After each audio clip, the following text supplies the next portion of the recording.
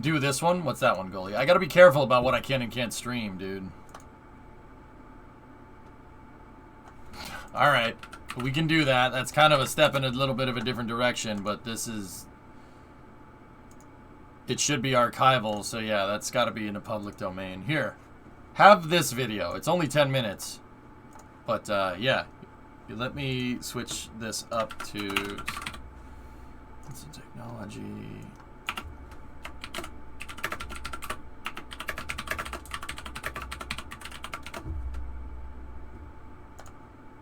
Here, you guys are going to learn. Today you're going to learn about how to load a 16-inch gun. Oh, it's single channel. Goalie, it's single channel. Are you kidding me?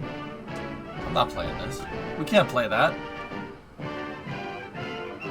It's single channel, bro. I can't do that. No. We can't do that. We can't do that. We can't do that. I can't do that. No puedo. Nope. Nope. Nope. Nope. Play it in mono. No. Here. This is what I was going to tee up here. Check this one out. In nice full stereo. Alright, I'll be right back. Extravehicular activity, or EVA. There may be no greater image that represents human exploration than that of an astronaut in a spacesuit. A spaceship for one that allows them to survive and work in the harshest of environments. Throughout the history of spaceflight, EVA has time and again proven its value and has become essential to space exploration. Behind every EVA is a team of professionals who tend to every detail of the spacewalk, ensuring mission success. Their experiences have taught them valuable lessons to pass on as humankind continues its journey toward new discoveries.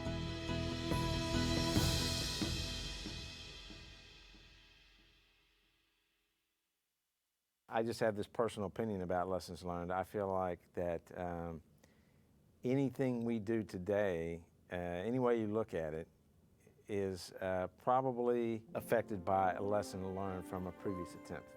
In the Apollo years, the helmet that was processed for the IVA, which is intravehicular activities, was just a bubble. And when they worked on the bubble in the lab on a table by those same procedures I tell you about, it had you place the helmet bubble in this, what we call a donut. It was just a ring that was padded. You set the bubble on it, and you did your work. Okay, well, those donuts and those bubbles transitioned to the shuttle program. The shuttle helmet used the Apollo design bubble, only it had a shell on it that was significantly bigger than the bubble. And so when you took this bigger shape and put it in that little donut, the center of gravity was off a little bit, so you had to be careful. So a technician one night working on this helmet called me in despair that the helmet had rolled off of this donut onto the floor. This was one of 4 shuttle helmet EVAs that we had at the time. This could happen to another technician if we didn't change the process. Well, as soon as it happened, he realized what happened and how to fix it. And so that was one of the first things he told me is, you know, this would never happen if I'd had a bigger donut. It was a matter of within the next day or two, we had the bigger donuts and we had the procedure in place. I don't care what lab, you find a process, you find a technician working on hardware, and I will show you a procedure that's been changed by lessons like that were learned and incorporated into the procedures. I bet you could find one in so many people that would tell you that they can remember this one thing happening and happening again because the lesson learned wasn't applied. And that, to me, in this business is kind of unacceptable, really. It is the early 1980s, and NASA has a new spacecraft called the Space Shuttle, which is getting ready for its maiden voyage. A new program gets a new suit, and technicians eagerly ready the shuttle spacesuit for human testing. They're about to discover that for EVA, lessons learned can begin long before a mission ever launches. It was in the early 80s, and the program was still kind of in its development phase. We had not gone through certification yet. We hadn't flown the first shuttle flight yet. So we were still building and learning about this spacecraft called the EMU. One day we were testing the spacesuit the first time with oxygen. It was getting ready for a human test later in the week. And this test was to turn on the SOP, which is the secondary oxygen bottles. As we got to the point to throw the manual switch to the SOP, or the EVA position is what they call it, at that time, the technician was over the top of it. He moved the switch.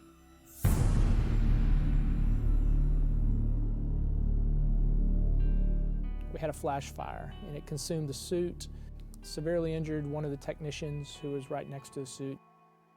One of our lessons learned is that we hit where we had the test stand situated. It didn't allow for a good egress, so everyone ran to the back side of the test stand. Myself, I happened to be on the opposite side, so I had good egress to the door, and I made it to the door and got out, got a fire extinguisher. By then other people were coming, and we started to put the fire out and then get the rest of our people out. And it was determined that a very small piece of metal, about the size 8/1000ths of an inch, when it's accelerated in the oxygen flow stream, could create this kind of event. And so that made a big impression on me and a lot of the younger guys in the engineering ranks at the time, that something that small can't be overlooked. And so that framed a lot of our decision making going forward. The investigation brought a lot of good things up. Nowadays we have processes where we buy off a block, or the quality person will buy off a step, so you have this check and balances. Those are really good processes that have been put in place. Bring in that outside set of eyes to look at your hardware, get that second opinion of something. If we don't do this right, the end user, who a lot of times are sitting in meetings with us, or friends, or we see them at the grocery store, might pay that ultimate price. When you're going and looking at your project or your task at hand, look at the hardware and look at the people. We all want to go home at the end of the day healthy and safe, and that's our priority here. Yeah, I do have a quote that I would like to pass on to everybody, and this is by Winston Churchill, and it says, "All men make mistakes, but only wise men learn from their mistakes." I think those are some good words to go forward with. While there were important lessons learned with the spacesuit development, the value of EVA itself was not fully realized in the early shuttle years. Well, I came to the government in the early 80s, and even before I got here, the shuttle program, when they started, EVA wasn't even a part of the program. The only reason it came in was for some contingencies. Extravehicular activity would be necessary for a manual payload bay door closing operation, although there are presently no plans for extravehicular activity on the first flight. I think we were viewed by the early leadership at the time as a risk. Anytime you go in spaceflight, it's a risk, but then going outside the vehicle is even a bigger risk. And so we were sort of a four-letter word for a while there.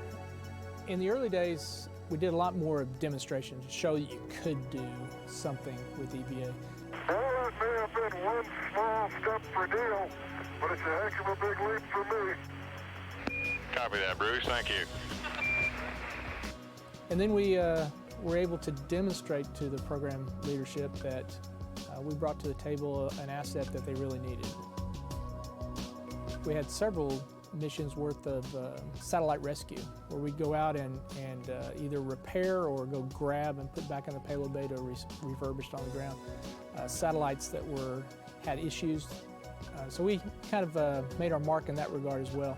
And so I think that really helped us in the early days to go from something that was to be avoided to an asset that would be utilized.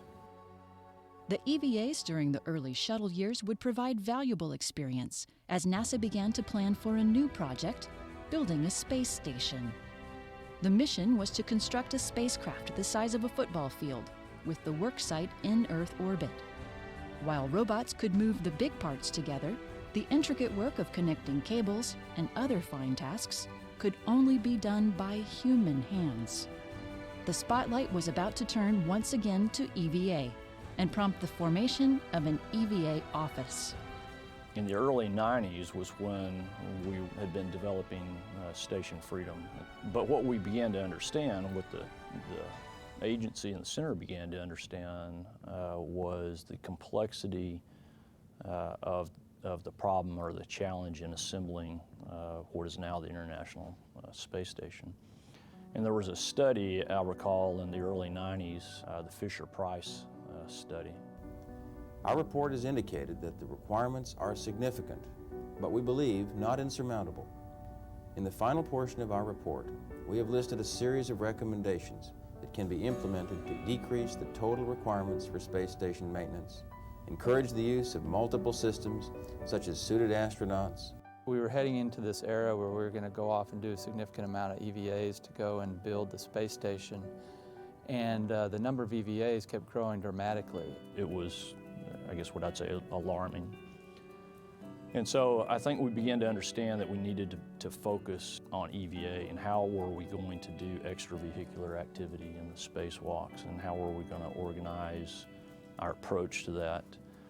It was going to take a major step up in our ability to perform EVAs. And so because of that, we started doing kind of sample type of practice EVAs during the Shuttle program, where we use some of the types of hardware that we might see on space station to see if it works. We learned a lot in that era. We learned that you know, it's hard. I mean, assembling things in the vacuum of space is hard, and you have to develop a lot of tools. You have to get worksite stabilization, all those kind of things. I think that precipitated the formation of an office from headquarters to say, okay, this is going to be so important that we need to go ahead and stand up a specific office to really focus on what it's going to take as a discipline to make sure that these EVAs are successful. They took that segment out of Space Shuttle, stood at the project office, and then while the work may still be working in engineering or space and life sciences, the authority went through the EVA project office. I think what happened was basically the management took ownership of EVA, and we kind of forced it upon both Shuttle and Station, who were our customers at the time, to do trades, you know, to go off and acknowledge the risk associated with EVA and compare that to the required design changes for all aspects of the development of the space station. Do you want to go and develop in the design change, or do you want to have to go and do 2 or 3 additional EVAs with the risk associated with doing those EVAs? You know, not just thinking about, okay, I've got to build a piece of hardware, but how's that piece of hardware, that tool, going to interface with a piece of station hardware? Not only that interface, but that task, how long is that going to take? How does that interact and play with the capability of the tools and the suit, and what impacts does it have on the station program? What do they need to account for? What changes perhaps do they need to make in their hardware design? All that now centralized and focused in one organization. I think it helped with the communication and with the planning and the integration. The design of the space station evolved into the International Space Station. But one concept remained the same. Station assembly was going to rely heavily on spacewalking astronauts. This spike in EVA activity became known as the Wall of EVA. One of the first questions the EVA office would address was what those astronauts would be wearing for the assembly tasks. Starting with Space Station Freedom, and then later for the International Space Station, the thought was, hey, just like for Apollo, just like we did for Shuttle, just like for Gemini, they each had their own spacesuit. And so the thought was, hey, let's go build a new spacesuit. And obviously budget cuts begin to happen. And so for whatever reason, the decision was made that EMU will be good enough. So as Station came into focus, the EMU system was getting close to its design limits, 15 years. And when you got to those years in 92, 93, 94, 95, and you began to look at the systems, well, they weren't used as much as they expected. And the reality was, at the end of 15 years, metal doesn't just suddenly turn to dust. And so we set about a program called Assured EMU Availability. How are we going to assure that the EMUs are available now for station and to complete station assembly? We did not go out and build a new spacesuit, and I think a lot of people that probably don't recognize that. This is essentially, the suit we use today is the same suit that was designed in 1979. We've made some enhancements, but for the most part, it's the exact same suit. And so there were a lot of things that we've done, trying to make it a little bit better. The current configuration suit is almost 30 years old, the way it looks, but underneath the covering, from all the lessons learned, there's a lot of differences. We changed out some of the components from aluminum to stainless steel, which lasts a lot longer and much more easy to refurbish on the ground. We added some components where things were needed, upgraded the technology in the electronics world especially. Nobody has a computer that's 40 years old on their desktop.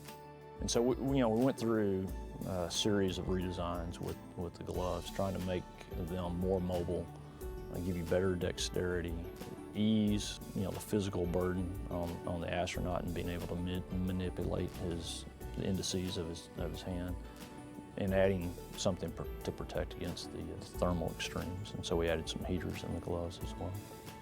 Yeah, a lot of credit goes to the early designers and developers of that 70s era technology spacesuit. They built into it a lot of margin that we are living on today. You never know when you build a piece of hardware. The guys back in the 70s and gals that built and designed and tested the original EMUs, you never know where that hardware is going to end up, and you never know how it's going to be used. So when you write your requirements and you design your hardware, remember that it may be used in an environment you never anticipated it being used in. While the suit was upgraded, the EVA office prepared for station assembly in other ways. One key to mission success was to be involved with the design of the station hardware the astronauts would be handling. I think Space Station is an excellent example of how EVA was involved early and often in the design of the vehicle. We, NASA, understood going into the Space Station program that there was going to be this wall of EVAs. We were going to need hours of EVA crew member time to build the space station. Because we knew that going in, the vehicle was designed for that work to occur safely and successfully. There are translation paths to the work sites. The connectors and the cables that the EVA crew members had to plug in from element to element as each of them were attached. Those connectors were designed to be handled and operated by crew members. We tested it. We found some of the hiccups in the design and then built tools to help the EVA crew members actuate whatever that mechanism was that wasn't as easy as had originally been conceived. So Space Station benefited because they planned for EVA to be a critical part of the assembly. Station assembly was underway, with EVA taking on their tasks mission by mission. The most complex engineering feat conducted in space, the construction of the station, was bound to have its challenges. To overcome problems, the EVA office worked together with other teams. A lot of EVAs we run into off-nominal situations, and sometimes it just takes a little more effort on the part of the crew member and the ground to overcome it, and sometimes we stop and we come inside and we think about it, and then we go out another EVA and we tackle it again. On STS-97, there was which was the Station Assembly 4A flight, there was a problem with the deployment of the solar arrays. And so they put a small team of us, and it consisted of people from the EVA office, from MOD, from the crew office, from engineering, from safety, and a Struck and Mech representative. Nobody was worried about what organization each other was from. Nobody was worried about what badge we were wearing. And that's not the only time that happens. That happens, countless times over the ISS assembly. We try to always think about what can go wrong, but there's probably an infinite number of things that can go wrong. But when these things do go wrong, we pull in these teams in real time. If you think back to kind of the Apollo 13 movie, throwing everything on the table that's available for them to use. And, that kind of stuff really happens. And so you have all these different people with a common goal, but totally different perspectives coming together. Back, I believe it was STS-120, well, as they reopened one solar array, the array became stuck. It tore part of the array. And we never thought we would go do EVAs on the solar arrays. You know, it's an area that has a lot of electrical conductivity. It's hazardous, it's a shock hazard for the crew member.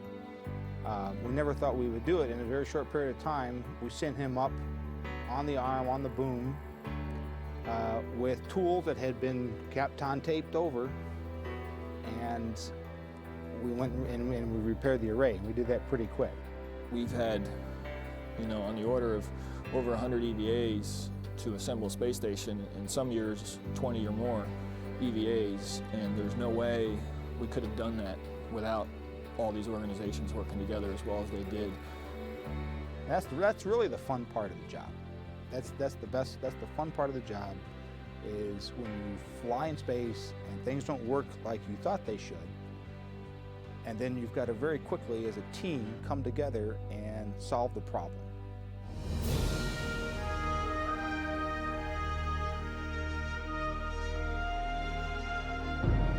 Station assembly and the wall of EVA taught many lessons to NASA. But even as this work was underway, a new set of tasks had to be addressed by the EVA office: how to maintain the space station.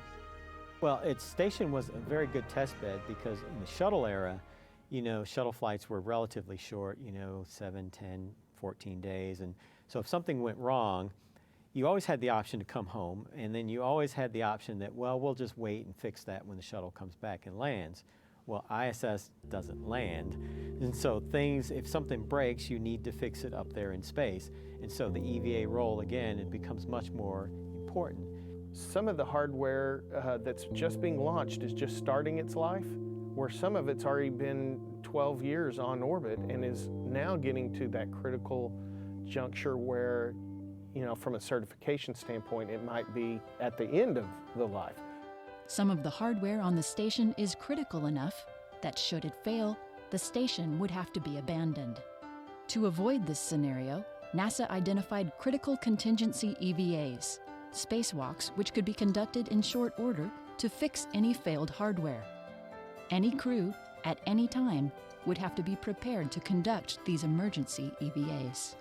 What we did was we went through step by step each of those failures and kind of came up with a little packet of a straw man of what your procedures would be, or what your tools were going to be. And by going through that process, we had a situation where one of those items did fail, and we were able to quickly get out the door and go ahead and successfully take care of that problem. And so EVA becomes an integral part of station operations and station maintenance and repair. And then going to our further exploration destinations, it's even more important, you know, because we're going to Mars. Again, EVA is going to have to play a role in that, because the ship on its halfway to Mars can't come home for repairs. You know, we're going to have to keep it going and do what we can while it's out there in space.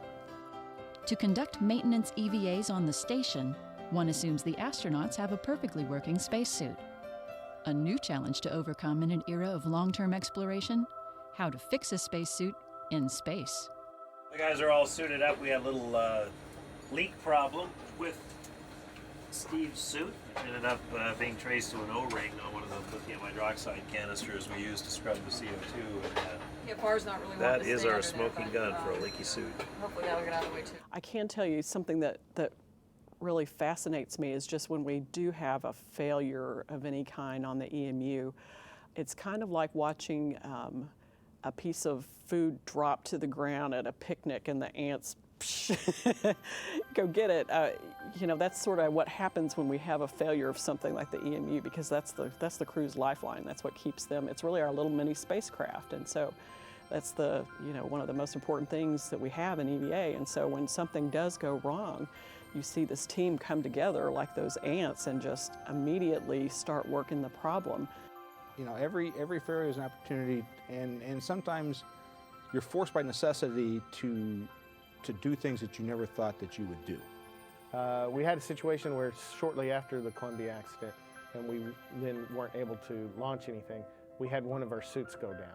Okay, how are we going to go address this failure? We can't just bring it down now and launch up another one. The EVA office confronted a first. The only way to have the suit fixed was for the expedition crew to crack open the suit and do the repairs themselves, in orbit, in microgravity, with only the tools already on board. Because we were going to have to do some things with the EMU that weren't really designed to be done on orbit. They were designed to be done in a lab by technicians, and we were going to have to take pieces out of the EMU that weren't really designed to be taken out. But yeah, but when we built this thing in '79, we never would have thought of having a crew member break it open and attempt to fix it. That was just not something that they probably even conceived of. Ground crews got to work figuring out how to best show the astronauts the procedures for conducting the suit repairs. After we wrung out all the procedures and got all the steps just the way we liked it, we videotaped it, we shipped it up to the crew, and by having them watch the procedure being done, it helped tremendously. In addition to learning how to maintain the suit in orbit, the EVA office has also taken great measures learning how to protect it. Working on the station can cause wear and tear on suit gloves. If that vehicle has sharp edges or pointy surfaces, and then the glove is compromised, a cut glove could be a catastrophic failure. At the very least, it's a critical failure, and you terminate your EVA and you do not accomplish the objectives that caused you to go out the hatch in the first place.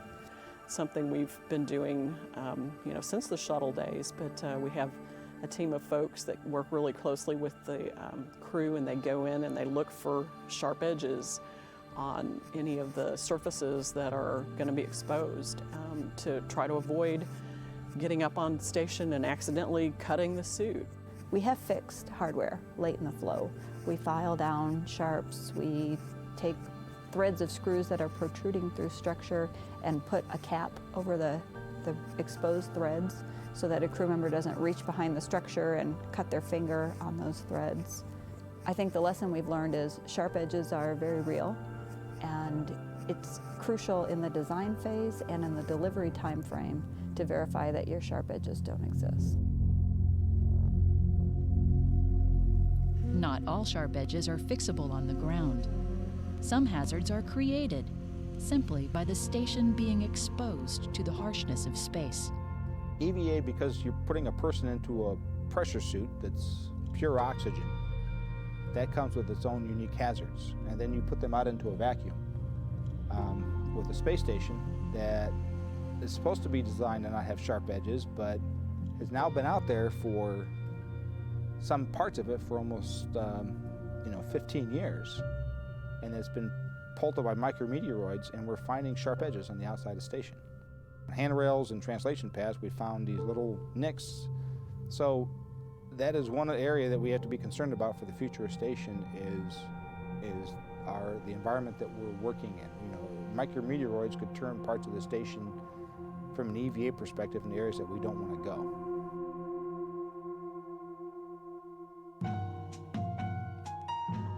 The world of EVA can be demanding, requiring sustained concentration and attention to detail, adaptability, and a sense of urgency. Through it all, one of the greatest lessons learned in EVA is how to work under these conditions. I call it the Alan Flint era. And as a manager, as he came in and as he moved up in the supervisory roles and then as the head of our office, he kind of instilled what we call a family first, work hard, play hard kind of environment. And when I think of family oriented, I think of fun, I think of comfortable, of an ability to have honest and open communications. So yeah, I mean, larger organizations, you potentially can fall into this thing where people are protecting, I guess, their information, which protects their power. In our office, I feel like we're, again, kind of being that right size. It's almost that family size. So everybody in the family talks. Badgeless.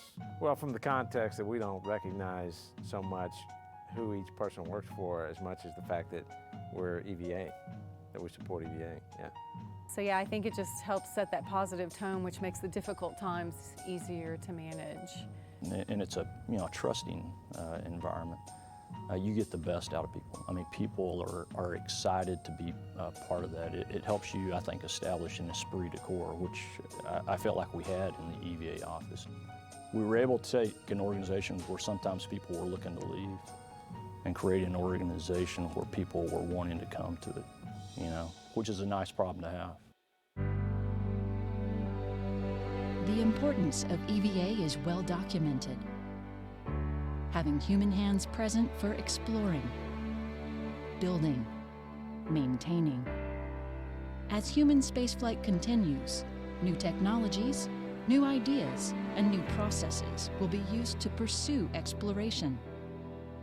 But the success of these future journeys will build on the lessons learned today.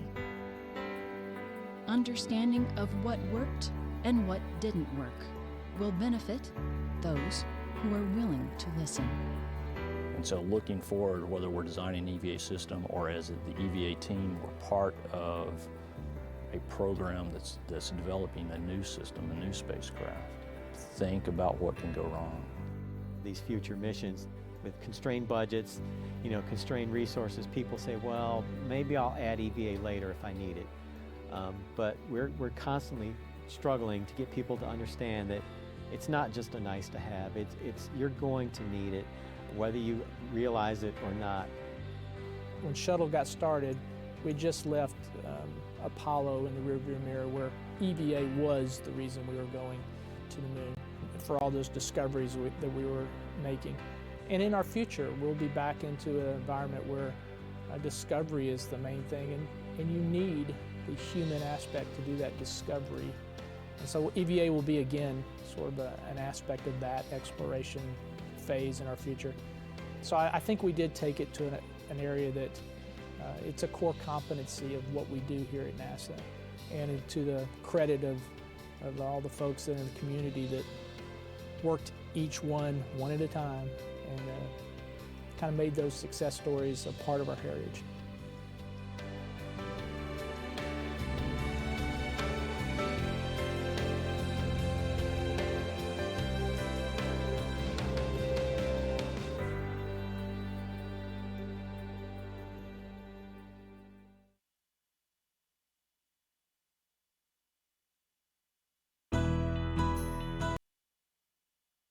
It repeated itself. Oh yeah, I set it to loop because I didn't know if I'd be back in time. Guys, I'm just taking a couple more bites and then we'll start.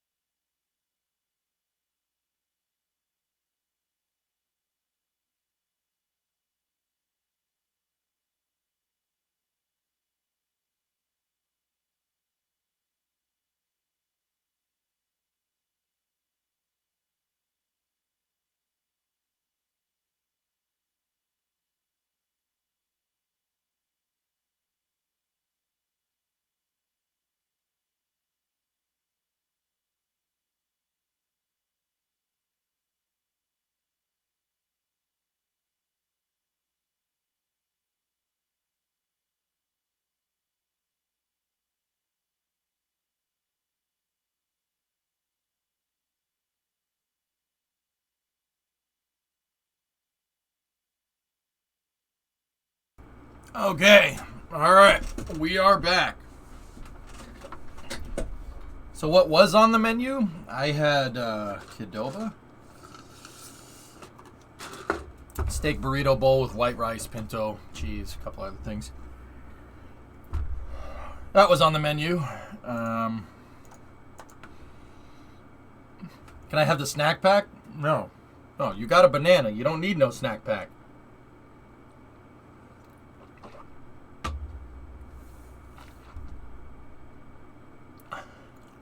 What are you talking about, Mason?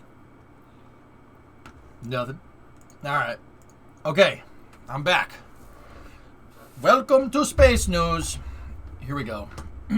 So, let me take a look. Let me start transferring links over.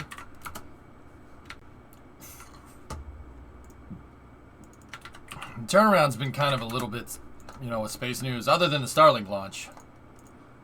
It's been a little bit on the slower side lately, but, no. Not too bad.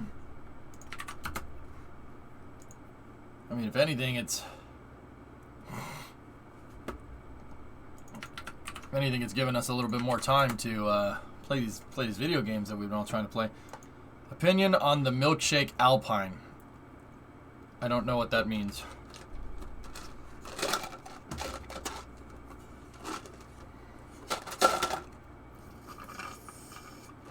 Yeah, I gotta get the video done. What's that, W? Ah, nice. New Curious Mark. Hell yeah. There you go.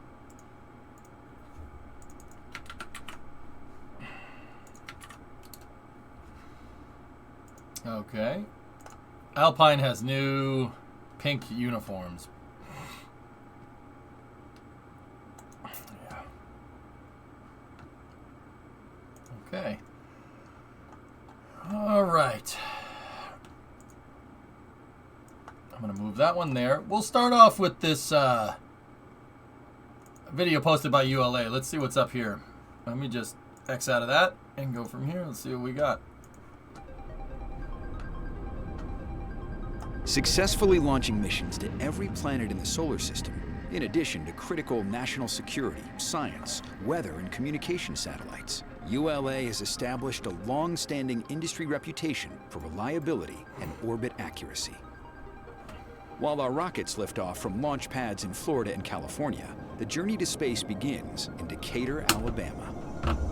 At approximately 1.6 million square feet, ULA's production facility is an always-on workhorse where technicians simultaneously build components for Atlas V, Delta IV Heavy, and Vulcan Centaur rockets.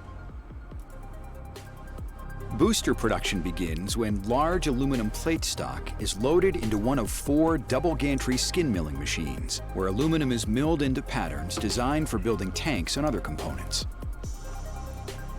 This process helps reduce the original weight of each panel by 70%, while maintaining approximately 75% of the original material strength. After machining, skin panels are transported to the brake form and bump pressed into the precise curved radius required to create fuel tank barrel sections. Components made from aluminum require anodization to protect from corrosion. For this requirement, certain components, like skin panels, are first given a high-pressure wash and then dipped in a series of chemicals to complete the sealing process. Cool. Skin panels are then transported to the vertical friction stir welder, where they are lifted and forged together to form the barrel sections of the fuel and oxidizer tanks. Delta IV and Vulcan Centaur tanks are comprised of 5 skin panels, while 4 skin panels form the Atlas V tanks. Friction stir welding is a unique process accomplished by a pin tool, which applies frictional heat and stirring of the parent material to form a weld. This process only uses friction as the heat source and has no filler material, making an extremely strong welded joint. Completed aluminum barrel sections then move to the circumferential friction stir welder, where domes are welded to each end, completing the first stage fuel tanks. Cool.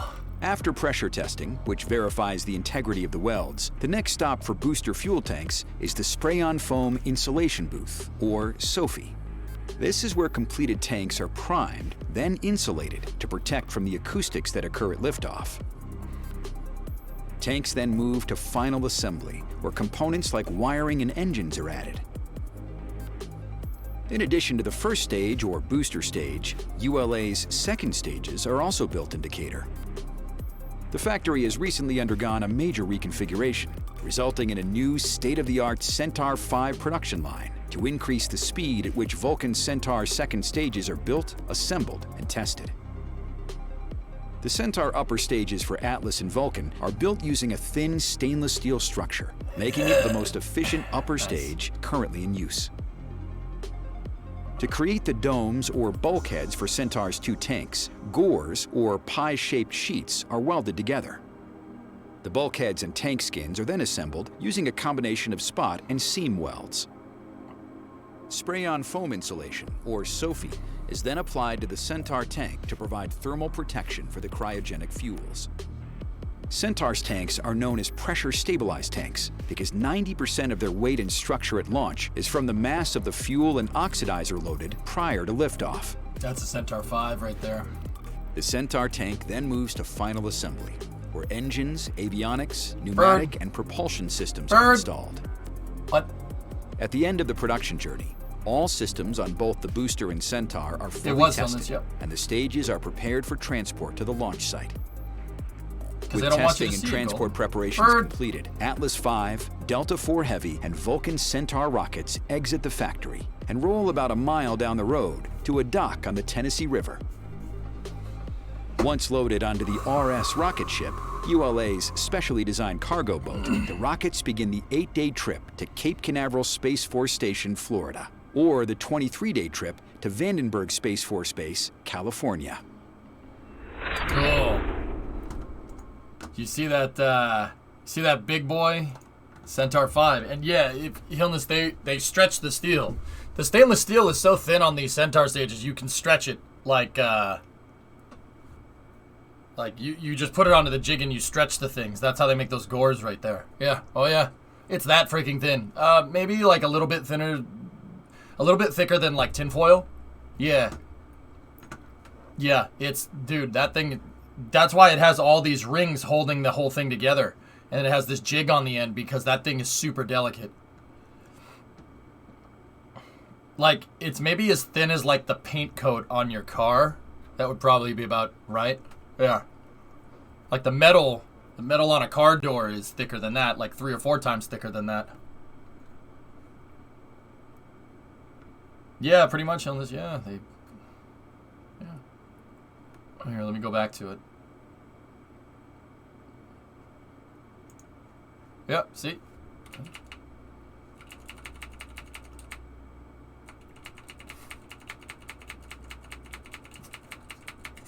The steel structure, making it the most efficient upper stage currently in use. Damn. To create the domes or bulkheads for Centaur's 2 tanks, gores or pie-shaped sheets are welded together. The bulkhead. It's funny because Centaur's been doing that for years. Starship does that with their nose cones now. They make gores instead of just welding a bunch of plates together to make the nose cone. They make a bunch of gores and stretch it into a point. Well, maybe not exactly stretch it into a point. They don't form fit the stainless like on a Centaur because Starship is using 4 mil thick. It's way thicker than that. Yeah, it's a Centaur 3 right there. So that's an Atlas V upper stage. That's a Centaur V though. Oh, that's so cool. Look at that.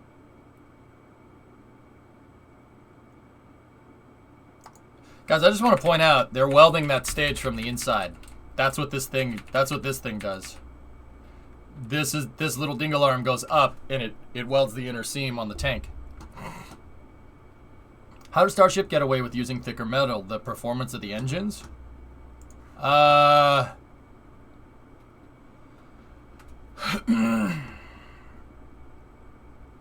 mean, that's a little bit of a complicated question, dude. So it's not, why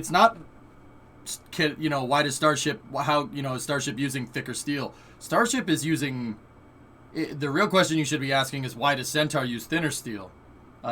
It's because the Centaurs use residual propellants. Not residual, they use the propellants, like the guy said, to keep it nice and strong. Centaur is actually thinner than most tank walls on pretty much any rocket nowadays. So, how does Centaur V compare to EUS? The EUS is 8.4 meters in diameter, Penta. So, it doesn't. It doesn't. You're comparing a Falcon 1 upper stage to a Falcon 9 upper stage, man. So I know what people are asking. Well, why don't you make Starship out of balloon tanks then? Why don't you use that same thin tank wall thing? Well, Starship's tank walls are a lot thicker than Centaur's because it's the steel that they're using for Starship needs to be thicker because it's doing other things. For instance, the outer skin of the vehicle on Starship is part of the thermal protection system. So you have a little bit of a thicker metal and it's stainless steel, right? And because it's stainless steel, it can withstand more temperature, so you don't need as thick of a tile as the space shuttle, for instance. I mean, that's another... There's 1,000 different reasons for a handy. Long story short, different application. Different application, dude. Starship is a fully reusable vehicle. Centaurs could be reused on orbit. They couldn't be used as a second stage for a vehicle again. You'd have a hard time getting that thing back down. You'd need to be taken down in like a Starship, ironically, or a space shuttle or something. So yeah, long story short, Starship uses a thicker tank wall because it's not just about reducing mass with Starship. You got to remember, like, an airplane would be more efficient. An airplane would be more efficient if it didn't have its landing gear on it. It would literally be more efficient. But what happens when you want to go to land?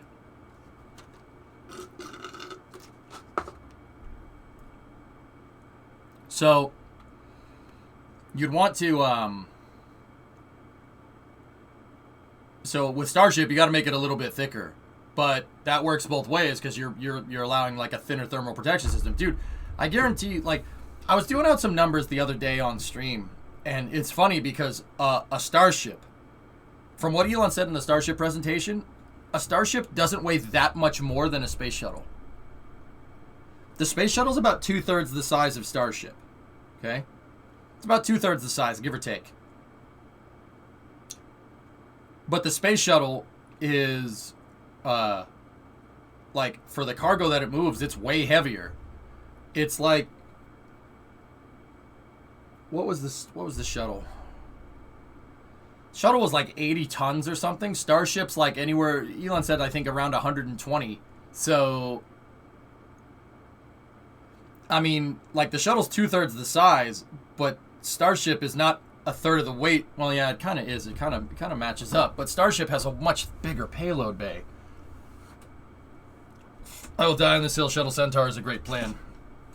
Yeah, it came here with its payload. Yeah. Long story short, that, like, okay, this is hard to explain because it's hard to kind of conceptualize. So, okay, so if Starship is 120 tons, right? And the space shuttle, which is 2/3 the size, is 80 tons. It's 2/3 the mass as well, right? Makes perfect sense, right? Now, if you tried to make a shuttle the size of Starship, it would not weigh 120 tons. It would actually weigh more, despite using a lighter metal, because you're going to need a much bigger thermal protection system for a much bigger vehicle. Does that make sense? But simultaneously, if you tried to make a Starship that was shuttle-sized, it probably would be heavier than the shuttle, because, you know, you'd need to use this thinner. You need to use the stainless steel for a smaller size. It's hard to explain, but long story short, the steel does a bunch of other things, and at scale, it makes a lot of sense.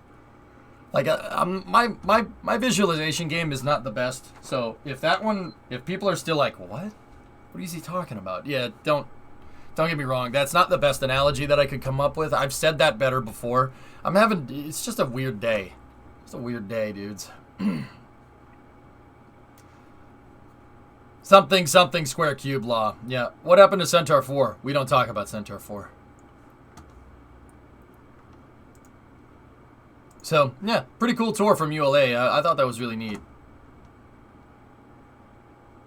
Pretty much, gamer, yeah. Why is it that the shuttle and Buran look very similar? Was there some fudgery going on, or was one a legit copy because it was proven? Oh, well, okay, so at the end of the space race, you know, the shuttle was no secret, okay? The shuttle was no secret. It was very public, very out in the open. It wasn't some classified freaking thing, right? Like, because NASA were doing the shuttle, and the Department of Defense is involved, et cetera, et cetera. So the Soviets, you know, who were still trying to get to the moon, and then they eventually canceled that program in 1974, right? They were looking at it, and they looked at the shuttle, the Soviet engineers, and said, what the frick? What the hell? Wait, they have the Saturn V. Why would you make this? Why would you make that? You have the Saturn V. You have this on the far right screen. Why would you make that? That doesn't make any sense. That's it. They basically looked at the space shuttle and got really confused. Or the space shuttle was designed to do things that we aren't being told, which also could be an equally plausible thing. Long story short, they got confused. They said, wow, that is literally the stupidest way to launch stuff into space. That's very strange. So they automatically defaulted, not automatically, they defaulted to that it's got to be a weapon system. And how the Cold War worked, arms race, etc., they said, oh, it's got to be a weapon system. We got to match the capability.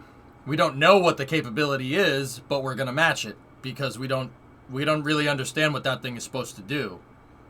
Because, yeah, I mean, it's pretty well documented that Soviet engineers looked at the shuttle and they looked at the Saturn V and said, what? What? Why? Why would you do this? Why would someone make this? Which is, I'm going to admit that's probably the right way to looking at that. I look at that way right now. I look at it that way right now, and I'm a shuttle fan. I love the space shuttle. But if I had to choose between the shuttle and the Saturn V, I'd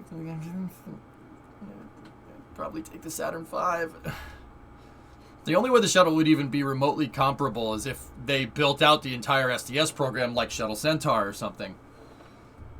So, Taco, yeah, they looked at it, they got really confused and said, I'm a little confused by your tactics. I'm going to keep acting tough until I figure out what's going on. Now, see, here's the other thing. It's just, I can't prove this, but this is something to note, I guess, just a visual note, I suppose. Dude, they could be right. I mean, there was some classified stuff that the shuttle was supposed to do because the Air Force was involved with the project. There's some classified stuff that I wouldn't, you know, either the Soviets were fed misinformation, but, I mean, maybe, or they figured out what the classified stuff that the shuttle was supposed to do and built a machine that could also do it. You know, you don't know for sure. Maybe the Soviets saw it and said, oh crap, maybe it was a weapon. I don't know. Like, you don't know. I mean, like, whatever it is, it scared them enough to make one, you know? Yeah, they said, nope, we got to match that capability. We need this capability. So, whatever it was, they thought it was a real threat, so they made their own one. Whether it was or it wasn't, I don't know. I have no idea.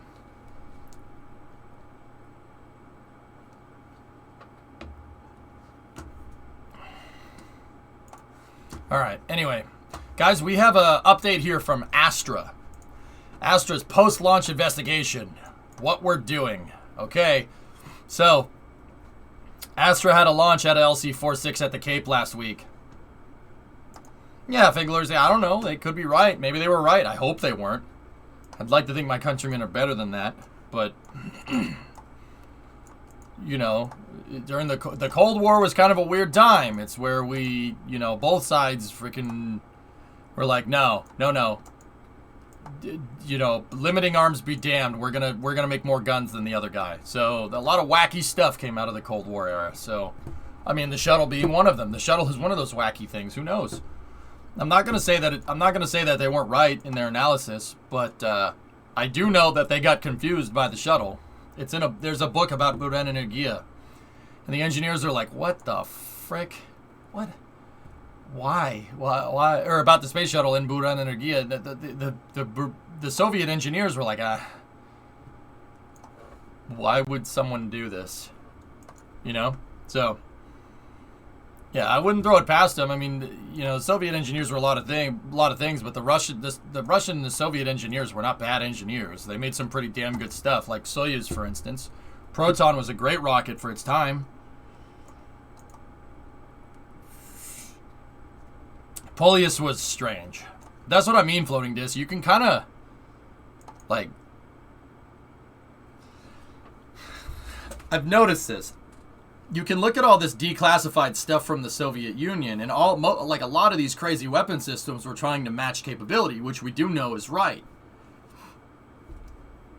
And some of the capabilities that we're trying to match are capabilities that I frankly just don't know, I didn't know we had in the first place. You know? Like Polius, for instance. Like a laser-based satellite to eliminate first strike capability? We don't have that. I thought that was a bluff. But you got to remember that, like, you got to think about it like this: Soviet intelligence was a lot of things, but they weren't stupid. It's not like the Soviet Union didn't have one of the best intelligence agencies in the world, right? Like, so where were they getting these ideas from?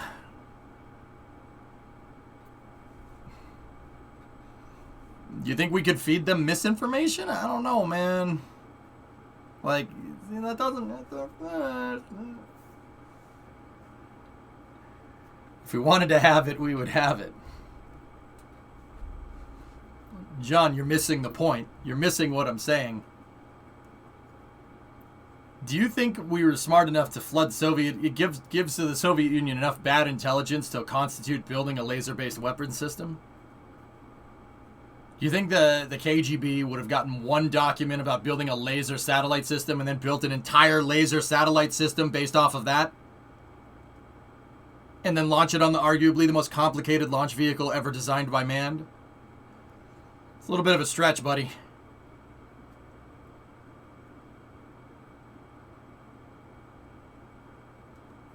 Look, yeah, I don't think that, you know, we could sell them on a fluke like that. I mean, maybe, who knows? Like, I wouldn't underestimate American intelligence agencies, you know? But who knows? You know, like, there's no way to tell.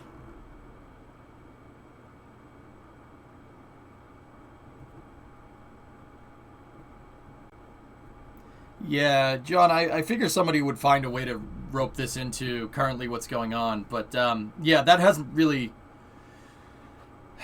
No, I don't think that has any bearing on the current situation, and nor do I want to talk about what's current events in that area of the world right now. So how about we don't? Yeah.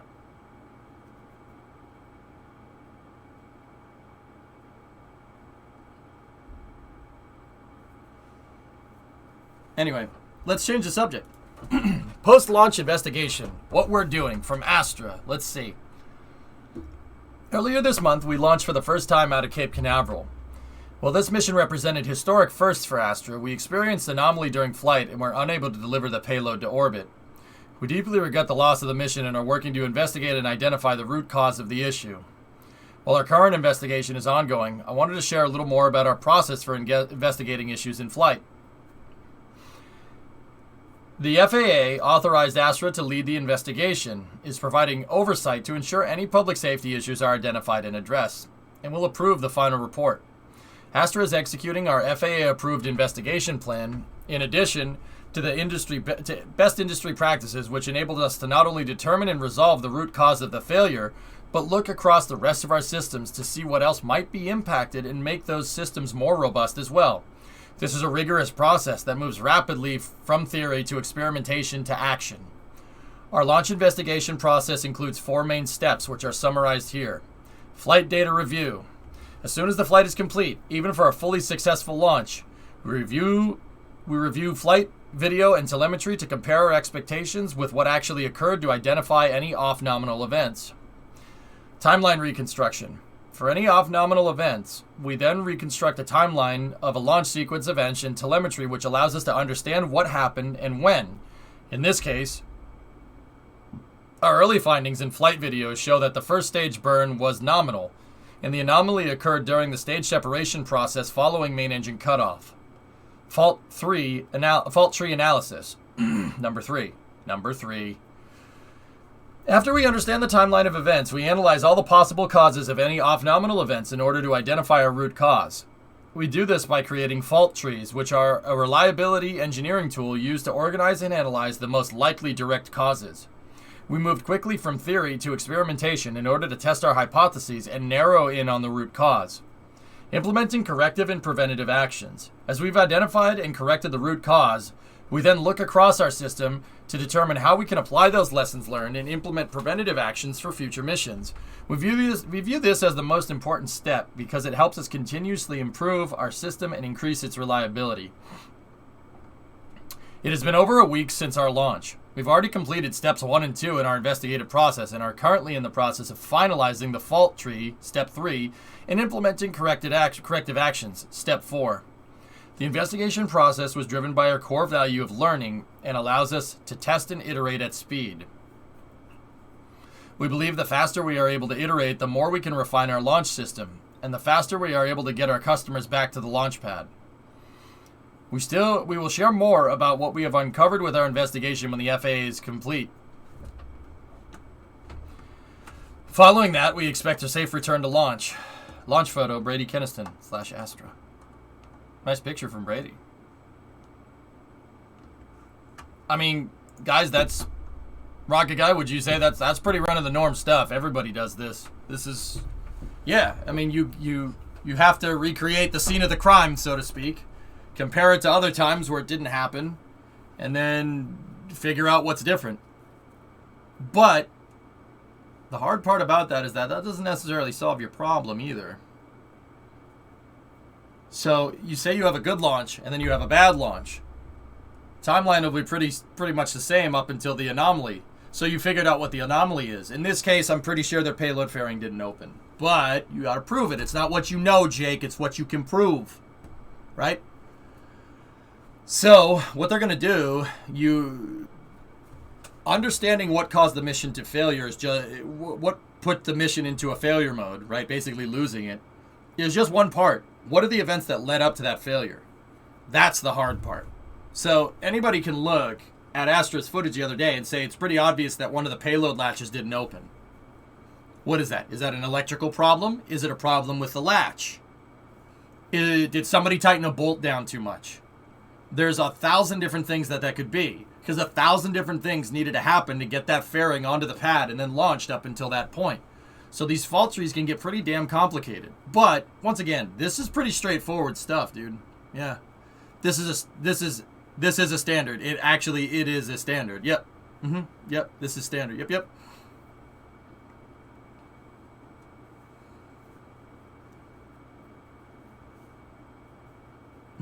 Gummed up with bird poop. Possibly that thing was sitting out on the pad for a little while, Jim. Could have been the weather, like what happened with Starliner. Guys, once again, I can't prove this, but I firmly believe that outside there's something like with Starliner, for instance, which had all those gummed up valves, right? They had corroded valves because of nitric acid buildup, because of nitrogen tetroxide backflow on the valve system, which normally doesn't happen. Something else happened along the way that made it do that, but we don't know what it is. Dude, some of these I'll bet you that Boeing's fault tree analysis on Starliner is miles long. That tree is a mile tall, easily. That's a complicated one. That's a really complicated one. ASTRA, it's a lot simpler of a vehicle, honestly. It really is. It's way simpler.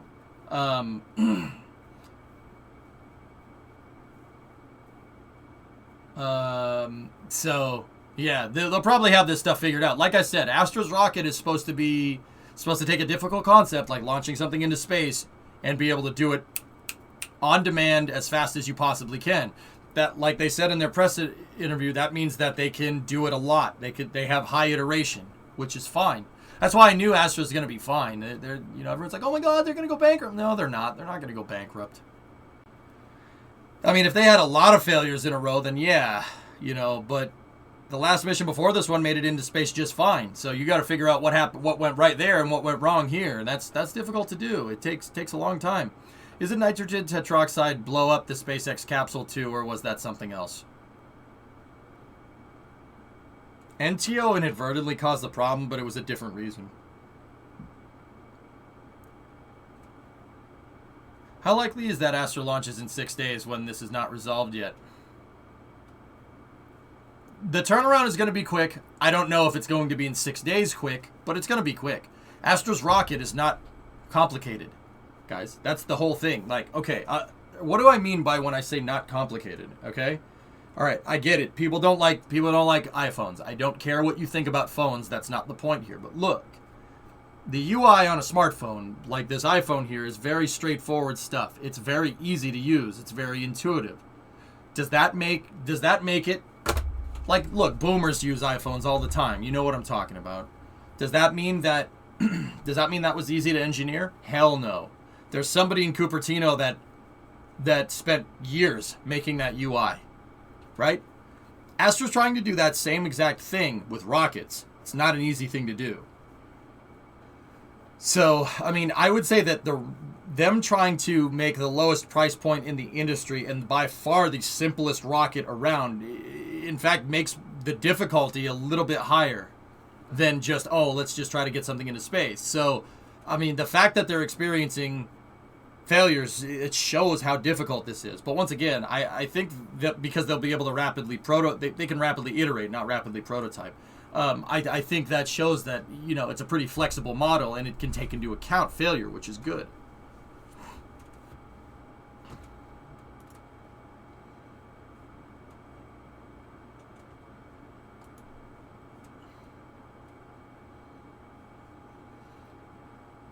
Geek, I don't know.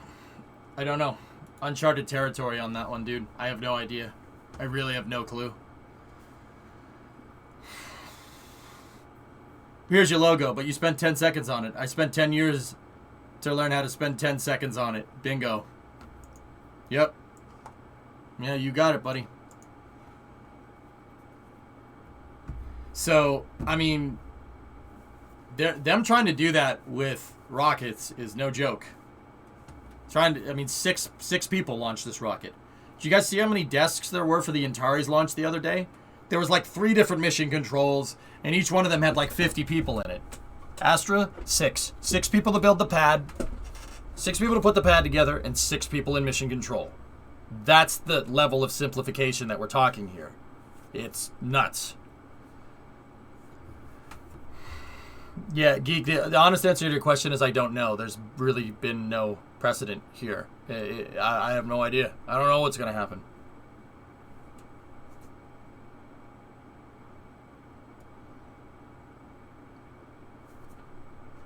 So, yeah, interesting. Hopefully they bounce back. I think they will. Because, look, man, launching the rocket is actually the inexpensive part. It's the design, development, and manufacturing of the rocket. Even the manufacturing is probably not even the most expensive. Design and development is the most expensive.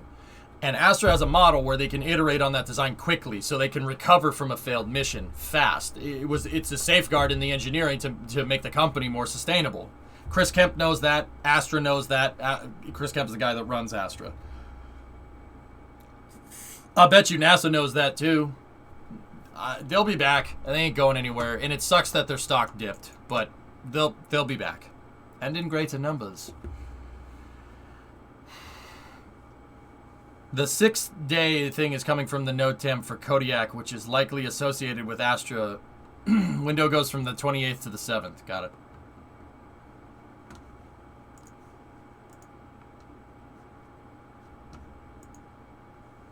I'm holding. I have stock in ASTRA. Brimo and I bought stock after the failure. I bought the dip. I'm not gonna lie. No, this isn't financial advice.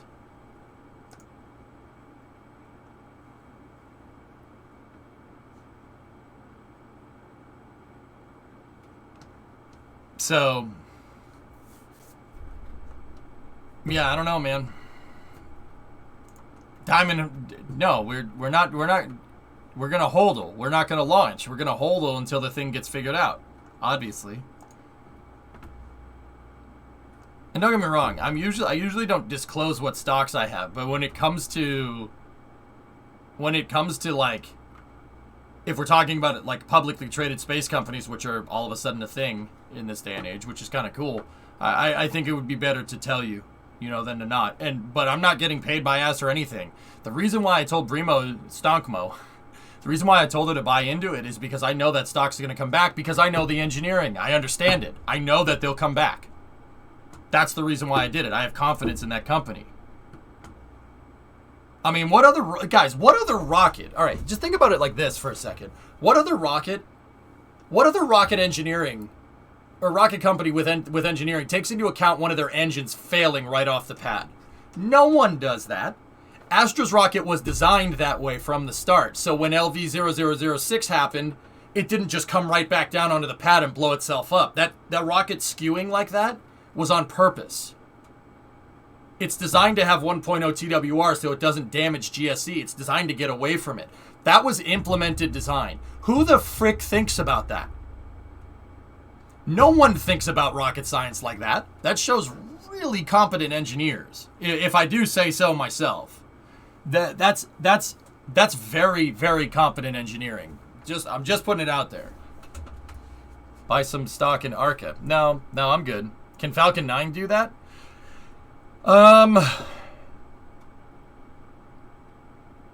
You know what? I don't have an answer to that, John. Maybe someone would have to do the math out.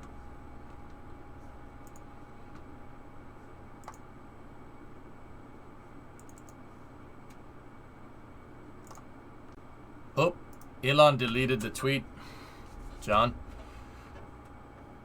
Starship probably can. Yes, Hokey, Starship is designed like that. I will firmly say this, fellas.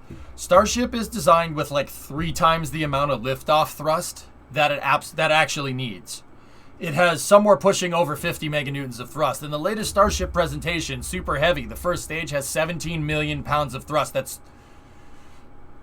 That's 2.5 times the Saturn V. Like the Saturn V, 7 million pounds of thrust, or about 35 meganewtons, is what you need to get something to the moon, give or take. Lift something to get to the moon. Like this thing has more than double that. The reason I firmly believe the reason is because it needs to work every time. So the other thing is that means that if you're making 2.5 times the amount of thrust that you need to make, your engines can operate at 60-70% throttle and get it into space no problem, and you won't have to worry about messing up the engines. Peter Beck talked about the same thing with Neutron. And frankly, they did this with the space shuttle as well, but Neutron's engines are designed to make like double the thrust what they benchmarked them to make. So you don't put the engine through as much of a duty cycle and the engines last longer. The space shuttle engines were designed like that to an extent. I mean, you ever notice how, like, if you watch old shuttle footage, the engines say, oh, we're throttling up to 103 or 106% of rated performance? What does that mean? Well, that means the engine was initially rated here, but it's not its theoretical maximum. Engines aren't rated off of their theoretical maximum. They're engineered for application, so they're engineered where you need it to be, not what it can do. You know, hence, I don't want to know what it was designed to do. I want to know what it can do. Now, there's a little bit of a different context there, but that's the idea. Duty, he said duty a lot. Yeah, engine out capability is a big deal, Camir. Falcon 9 does have that, but it didn't happen in the exact same way that it happened with Astra. That was a little bit later in the flight, but lots of automotive engines are designed the same way. Overbuilt for the application to a point for reliability. LT engines. Sorry, I'm not feeling too well today. LS engines. LT engines. Sorry, Hellfish, I had a knot in my throat there. Here, I'll drink some water.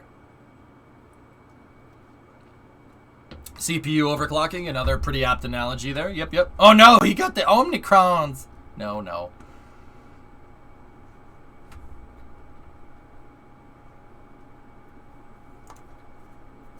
Bad cough there. I think you need to see a doctor with that cough. All right. So, let's get out of here like this. Oh, man. It's been warmer up here lately. It gets really hot in this room when it's warm. Give me 1 second, guys. I'm going to flip the AC on in here. I am Lur of the planet Omicron Persei 8. All right, what else do we got? So, this is a press release coming from NASA on the 24th. So on Thursday at 1:30, I'm going to listen to this they're going to have an update on Artemis 1 on the moon mission and what the updated dates are for it. So it's a little bit of a status update. I will be here for that. Yeah, I appreciate the transparency. NASA, it's to the point where NASA has one of these about Artemis 1 almost every week, which is good. Oh, don't worry, the cold is coming. Yeah, it's all right. 2:22 p.m. There you go, Zaz. Yeah, it is 2:22 for you guys on the West Coast. So on Thursday, we'll have an update on the Artemis 1 moon mission, which is pretty cool. Guys, if I had to guess, this is a huge guess. At this point, we're in February. They haven't even done the wet dress rehearsal. It's probably going to take about a month. So that puts us at the end of March. I would say late April, because you got to remember the phasing. Artemis 1 is really dependent on where the moon is. NASA doesn't want to launch it and miss the moon. It has to be in the right spot. So I'm either thinking like April or probably even the end of May. I'd say end of May is probably more likely, but it could be the end of April, which kind of sucks, but you know what, man? For lunar capability, I'm fine with it. Oh, here's your available windows. Yeah, see, there's only certain times when... Only certain times where you can send this thing. The green windows are what you want. The light green windows are okay. The red ones are no good. Are not... Wait, what's the key for it? Hold on. Yeah, SLS, a lot. Okay, so the SLS can do it, but the Orion can't. Available short window, available long. The green is what we want. The red is Orion. The SLS could do it, but Orion can't. And then the light green is kind of what we would want. So let's take a look. So where we are right here. You got to do a wet dress rehearsal. I highly doubt the wet dress rehearsal is going to take like 2 weeks. It'll probably take a little bit longer than that because they have to review the data. You have to review the data after every test that you do. You go through the whole thing, no stones unturned. This has to go right on the first try. I'll bet you that's going to take a month. So April doesn't have a lot of ideal windows, to be honest with you. Ugh. So maybe somewhere around here, somewhere in this area, and if that doesn't work, then somewhere over here. I mean, keep in mind this is all tentative, but yeah.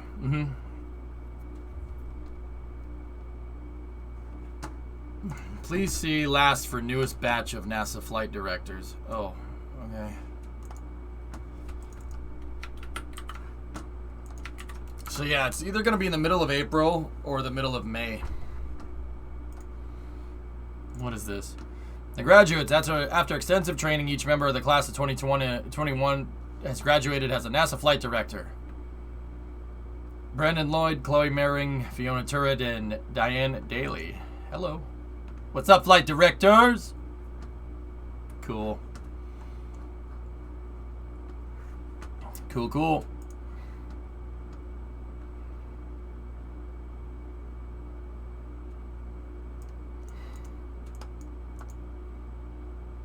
These are pretty awesome names. That's cool. Imagine being a flight director. That'd be, dude, that's gotta be like, dude, it's gotta kick so much butt, man. It's probably stressful, don't get me wrong, but the risk versus reward is probably, very nice. Very nice.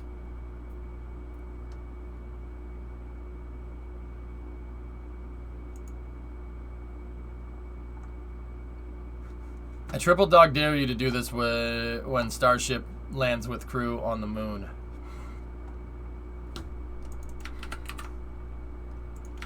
What, a Cohiba? Look at Deke. Dude, look at that. Oh, look at that cigar. Now that's a cigar, man. Hell yeah. You see that? Yeah, Rocket Guy, it's going to take a lot. Dude, that is a fat cigar. That's beast. Look at that. That's some Cohiba right there. That's got to be Cuban. That's gotta be a Cubano, man. All day. Oh, that's money right there. Yeah. I'll probably light one up. Probably light up a celebratory cigar when that happens. I dare you to do this? I don't need to be dared, man. I also have my space beer. I have space beer. I have Inspiration 4 space beer for when we land on the moon. I saved a can of it. I saved a can. I actually have 2 of them left. One of them is for people on the moon when we get back to the moon. That's what that can is for. The second one is when a starship when they catch a starship. Whatever that happens. That one probably ain't gonna get open for a little bit. I hope it doesn't go bad. That's fine. I don't care if it does, and I'll still drink it, you know?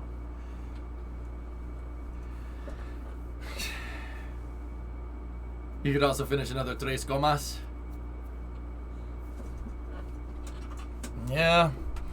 Should probably get some whiskey for all these successful missions. Hopefully successful. They haven't happened yet down the road.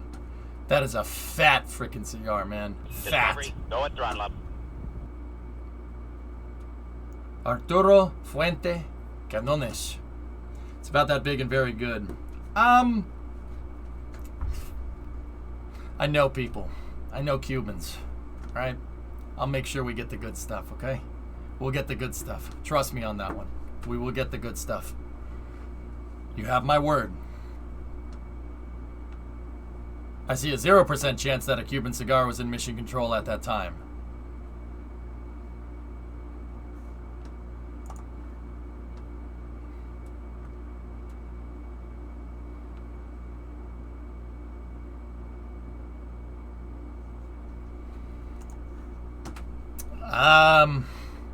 Yeah, sure, officially.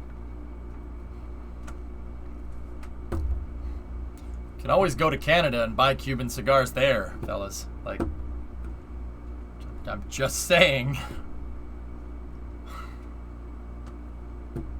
Just putting it out there. Just putting it out there. You want to know how I know? Because I've definitely done that. Like, just saying.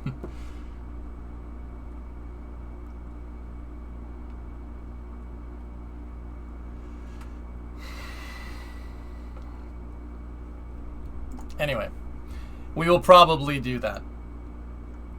We will probably get her done. Alright. So, this one's coming from Gav here. Let's see what he's up. Let's see what he's talking about.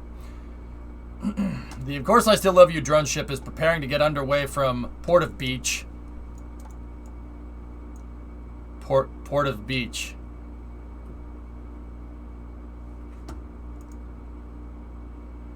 For the upcoming Starlink mission out of Vandenberg. Port of Beach. Oh.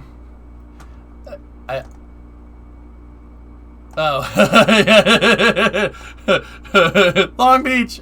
Long Beach. Yes, the Port of Beach. So that's SpaceX's West Coast drone ship, because there should be a Starlink mission going out of there soon on the 25th. Starlink 38. Falcon 9 out of Slick 4 at Vandenberg. This is for the Starlink 411 flying on 1063.4. Only 4 flights, Thomas? Pfft. You know, the thing next to Citytown. Oh, yeah, in Townsville. Yeah. So, yeah, we got another Starlink tentatively on Friday out of Voindenbeek. Is there a port on that beach? Yeah. Yeah, I think so. Yeah, I think there is. I think there is.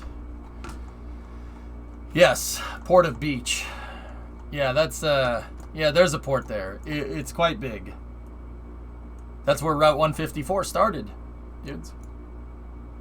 It started right there. Actually, for the most part, it started right in this parking lot, right here.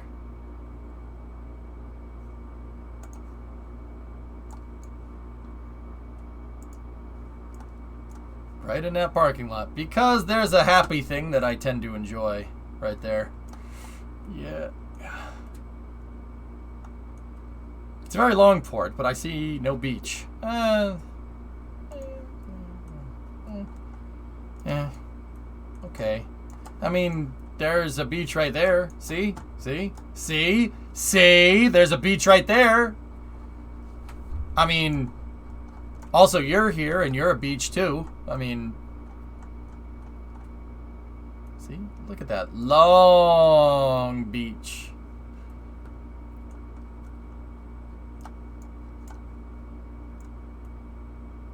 See? Long Beach. I need you to get out of Long Beach, baby. Tonight. Actually, I don't think these pictures, these photogrammetry pictures are so old. I don't even think that, yeah, only NRC Quest is in this picture. And this is at the old site. Falcon 9 used to be recovered right there. The drone ships would berth right here on this port. SpaceX bought this area, but they don't use that anymore. They moved over here. The Space Hab facilities. Because over here, if you look, there is a payload changeout room. There's a PCR here. Why is there a payload changeout room here? Well, there's a payload changeout room here because this used to be a launch pad. Yeah, you heard that right. Oh, there's the drone ship.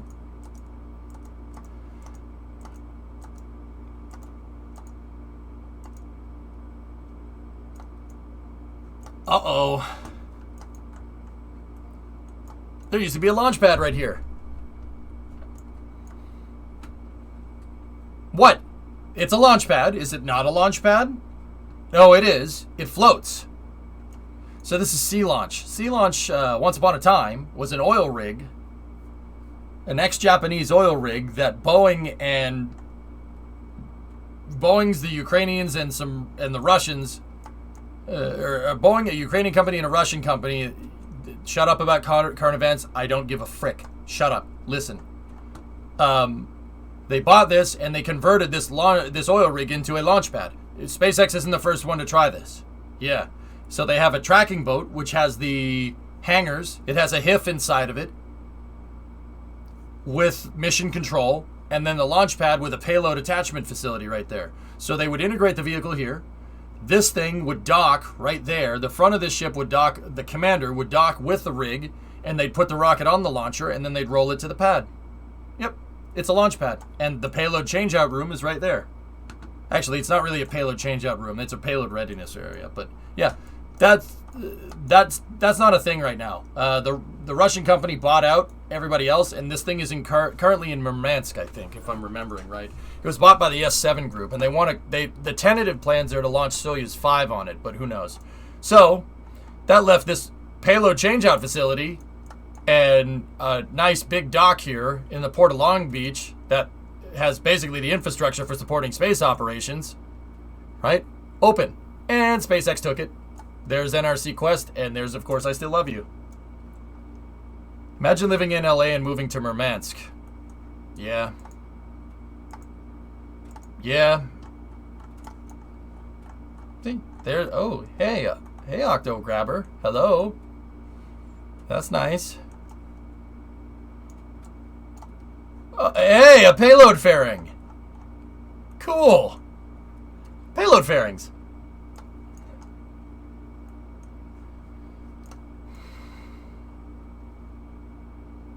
The pics from A21 show a red ship. Yes. That is the Adele Elise, which acted as a temporary support ship.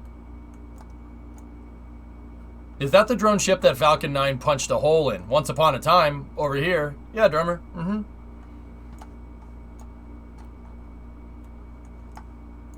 Yep. So you can see Falcon 9's leg folding jig right there. They put Falcon 9 on this, and then they fold the legs up.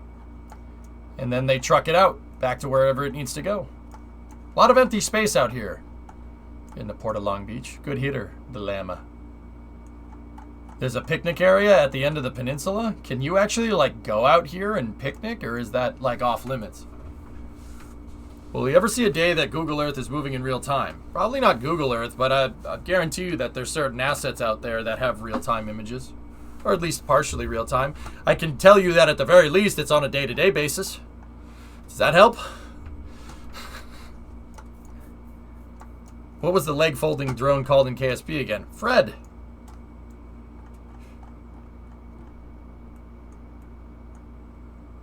Now, at one point, SpaceX was going to build their Starship factory right here, but, nope.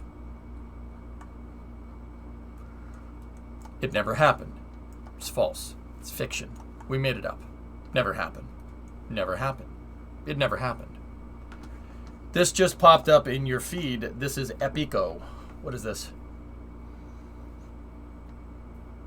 Yeah, that's pretty dope. That's pretty dope. Anyway, you know what? I'm actually going to put that video on real quick. Guys, here. Forge, you actually gave me an out here. My back's bothering me again, dudes.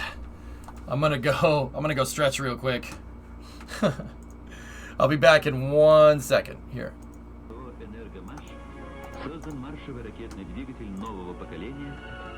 See you last. No, I'm good. I'll be right back. Back's starting to lock. I got to move around. Look at this RD-170 video. I'll be right back. Двигатель РД-170 имеет самую большую в мире тягу, 806 тонн в пустоте, работает на компонентах керосин-кислород.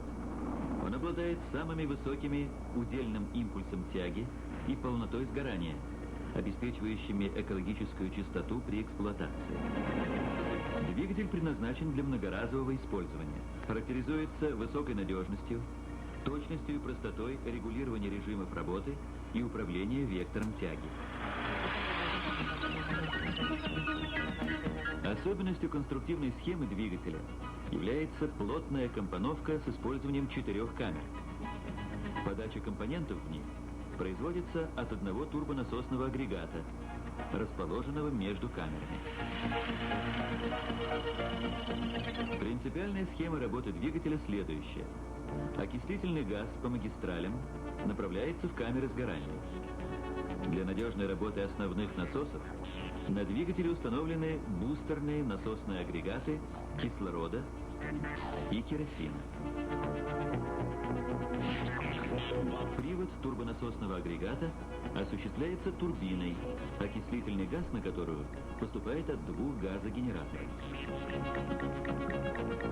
Управление вектором тяги обеспечивается поворотом только камер.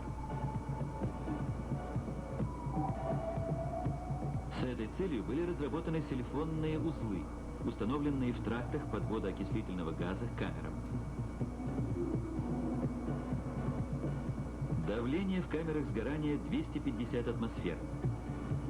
Тепловая мощность, выделяемая в камерах, составляет 27 миллионов киловатт, что приравнивается к мощности крупной гидроэлектростанции.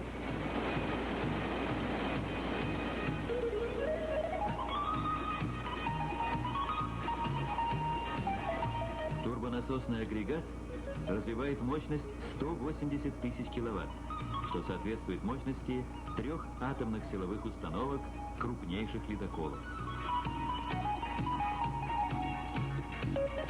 Введение в конструкцию герметичных и надежных разъемных соединений позволяет производить замену основных агрегатов.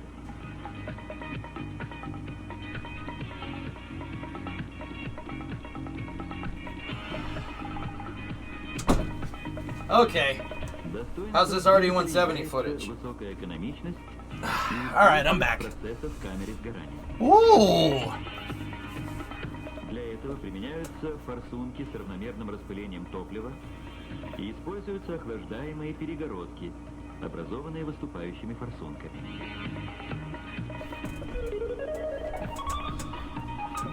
Высокая надежность в значительной степени обеспечивается сочетанием простоты, оригинальности, технологичности компоновки двигателя и контроля на всех этапах его изготовления.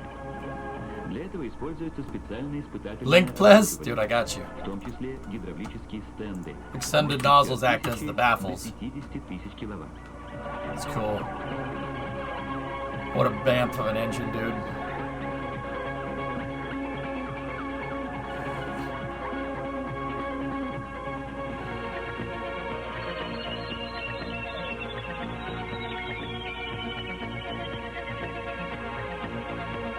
Can you understand it?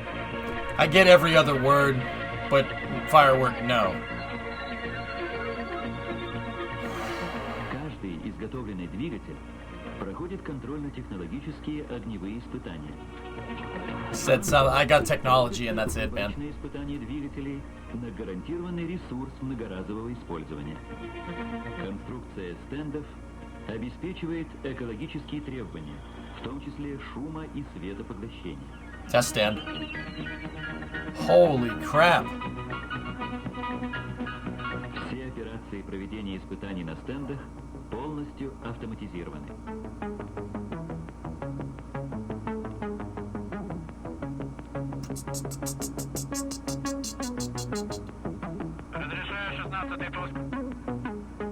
It's a good mustache. It's a good mustache.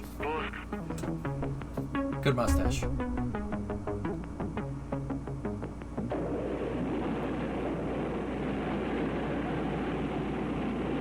It's a...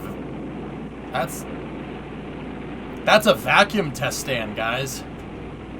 Yeah, that's a vacuum test stand. В ходе испытаний проводится оперативный контроль рабочих параметров в основных системах и агрегатах с задействованием системы аварийной защиты. Взаимозаменяемость агрегатов в процессе отработки двигателя, надежная технология межпусковой обработки позволяют проводить многократные испытания двигателей, Sure, Ren. в том числе и без съемки. Parameters are monitored during the test. Yep, yep.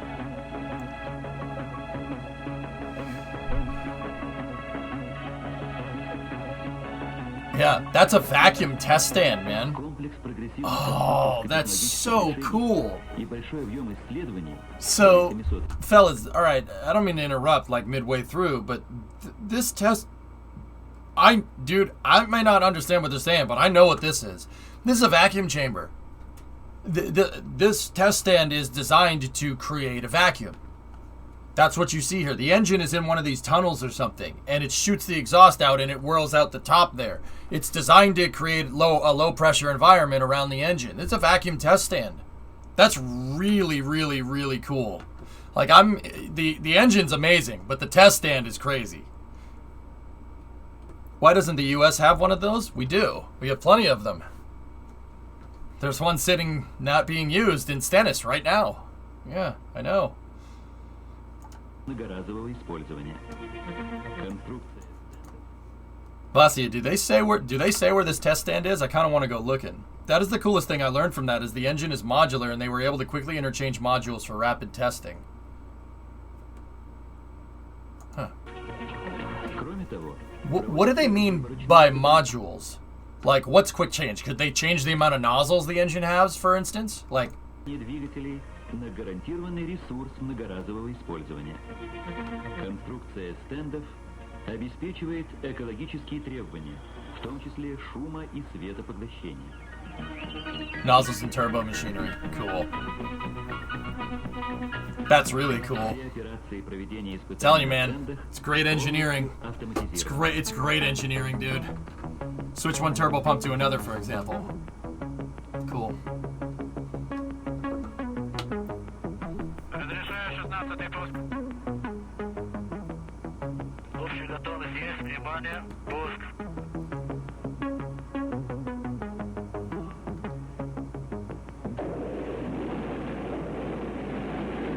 Технологических решений и большой объем исследований, более 700 огневых испытаний, обеспечили надежность и безаварийность работы двигателя, возможность многоразового его использования.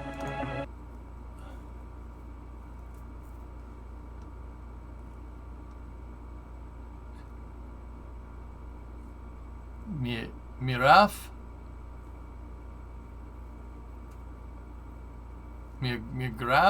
Migraph?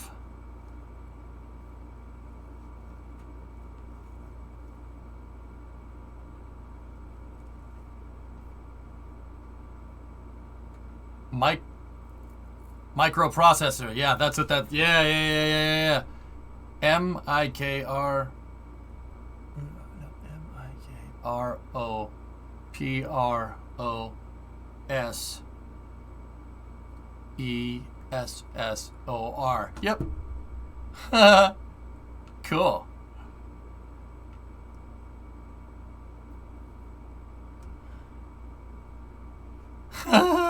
That says system right there. Sistema.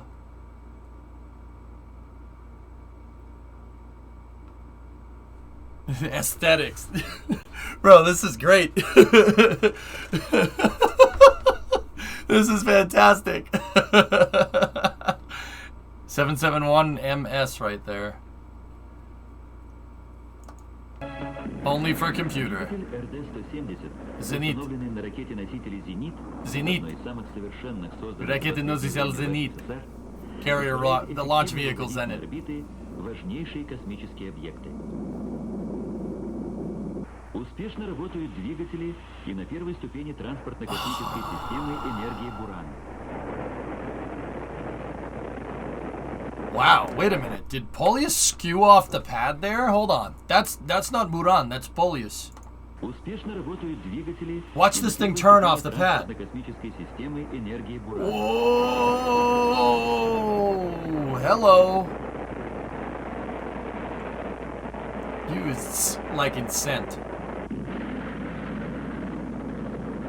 Drifto! Nani? Did you see it? Did you see it? It did a little bit of a thingy there. That's crazy, man. Hold on. I've never seen that Polius footage before. It's skewed a little bit. Watch. Right.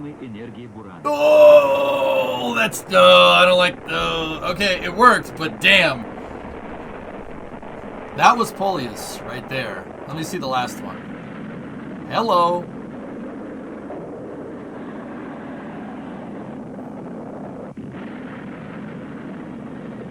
Yeah, that one's Buran at the very end. Yeah, great video, dude. Energia Polius. Here. So, the cool thing about Buran, Goli, and I don't know if, I mean, this is why a lot of people like it. The cool thing about it is that you don't need to put a shuttle on the side. You can literally put whatever you want. That was footage of that thing launching. That's Polius right there. Polius basically was a functional cargo block that was converted to be like a laser weapon or something.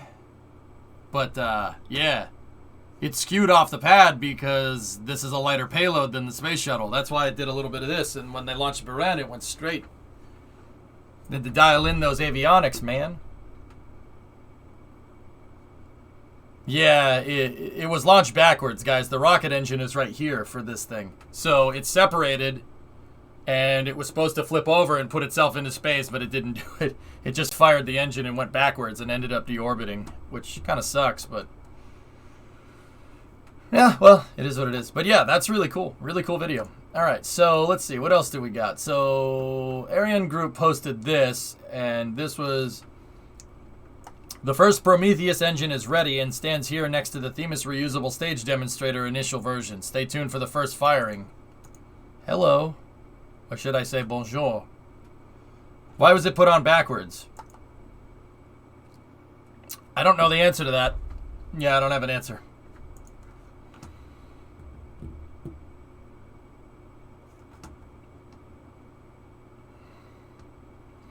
Permanent red logo or change with the playlist color?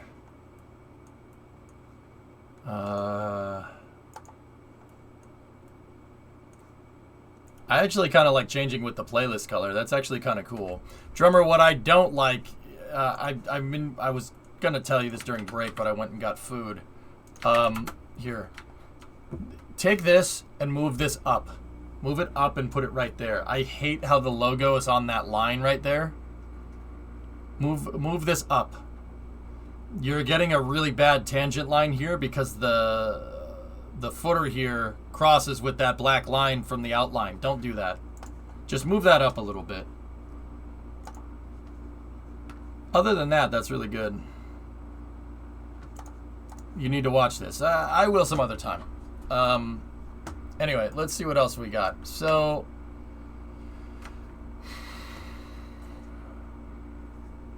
let's, we got some Starship videos to watch. Not much has gone down since, not much has gone down since, the other day. Let me see. Yeah.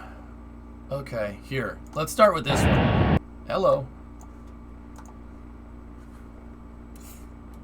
Let's see what we got here. So this footage is coming from our buddies over at NSF. Make sure you go over there and sub to their YouTube channel. They basically allow us to review this footage on the daily, and they're totally cool with it, which I appreciate them extending to me that courtesy very much. Make sure you go over there and support them, so you know you keep supporting them. They'll keep letting me do what I do here. This one is off Starbase Live, but they have 2 photographers down there on top of all the PTZ cameras. They have Mary, Boca Chica gal, and Nick. Nick and Sweeney. It's just Nick. It doesn't have a name. Poop.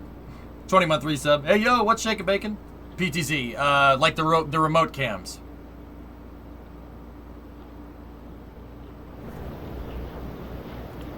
Yeah, the methane tanks came in.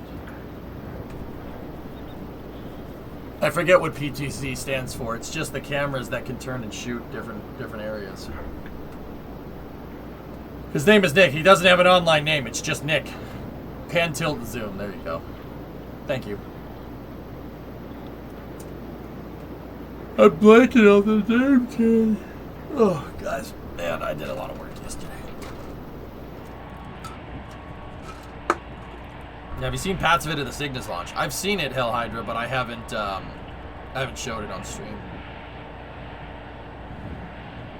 So this footage is from a couple of days ago. So, yeah, we gotta make up for over the weekend. Does Nick have a knack for photography?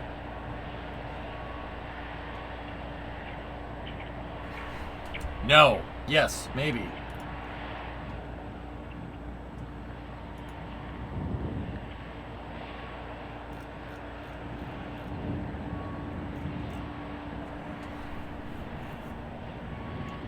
Details. I need details about what you did. I'll show you after. You know what? I'll show you after this. I'll show you after.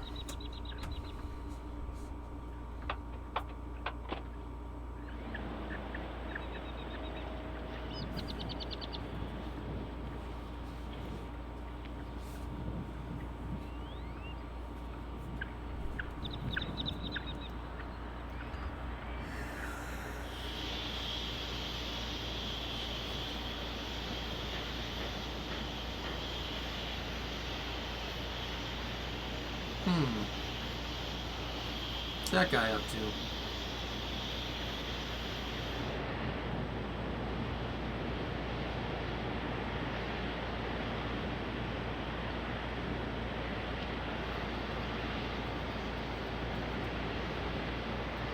I don't know, Kig. I don't think they will. Man, look at that torque wrench. Holy cow. Now that's a torque wrench, man. Damn. Oh, that was a beautiful piece of equipment. Did you see that thing, man?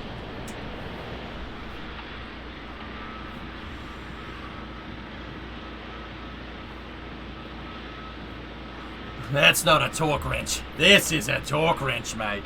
That's one of the liquid oxygen pumps. Cool.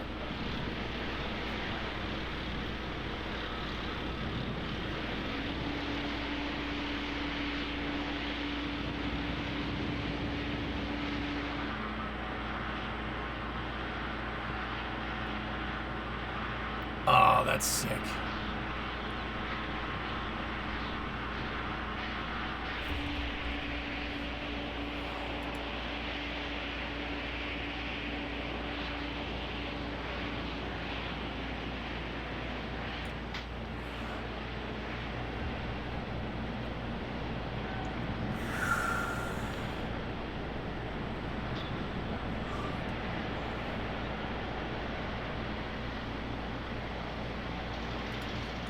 Interesting, Forge. Dinosaur vertebrae. Why does it look like a drill bit? They're vertical pumps.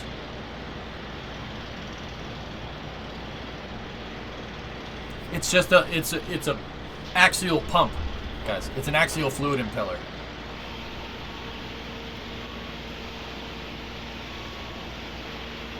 And they're putting it into the ground.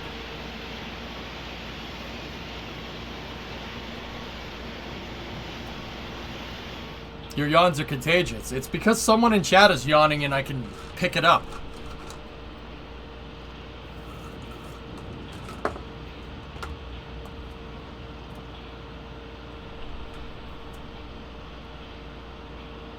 You're an axial fluid impeller.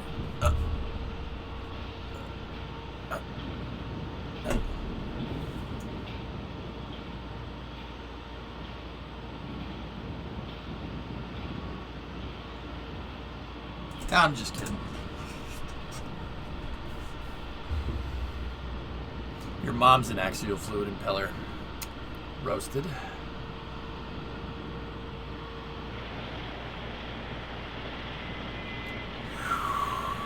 Hey, yo! Hey, yo!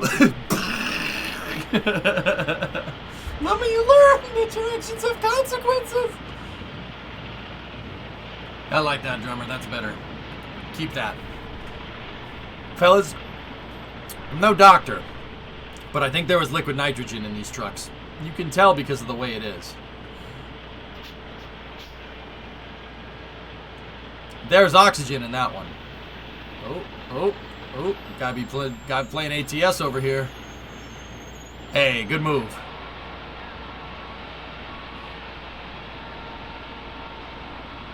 Dude, Remo and I were driving around Boston yesterday, and there's one of these in Boston. There is a lattice crawler, and it is a Liebherr 11. It is a Liebherr 11,000. It's being used to build a bus station over the train station at South Station in Boston. I saw how big one of these things is up close. Holy crap! It's freaking huge. We drove by it, and it's sitting in the road, like they got part of the road cordoned off, and we drove by, and I was looking up at this thing. That thing's like good, almost 3 stories up in the air. I'm like, okay.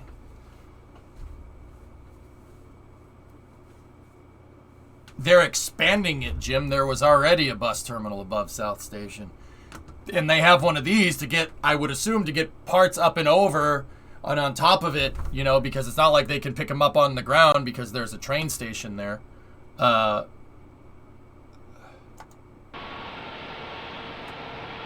These are the stabilizer hydraulics. Guys, those are stabilizers on the main boom right there. They're designed to basically dampen out the movement of this. This thing, cranes move via pulleys. The mast right here, and pulleys pulling up and down on the mast are what move things. And then also on top of that, you have the cables that go up and down. There's cables that actuate the mast. There's cables that actuate the boom. This right here is just a stabilizer bar. It's just for stability, that's all. I mean, they do assist in the movement, but it's mostly for stability. Yeah, Jim, I'll show it to you. But anyway, they had one of those cranes, man. It is huge. The thing is freaking gigantic.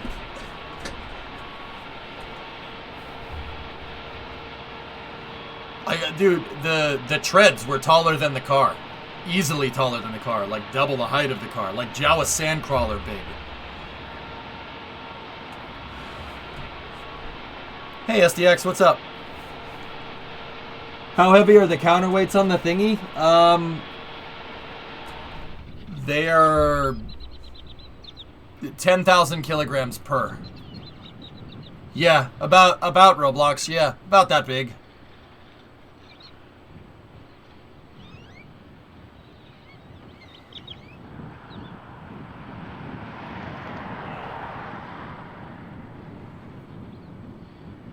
They're there so the boom doesn't go over backwards. Yep.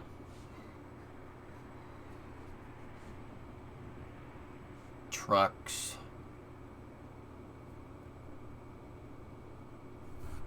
Northrop Grumman's mounting a Bushmaster on the back of a Super Duty? Huh?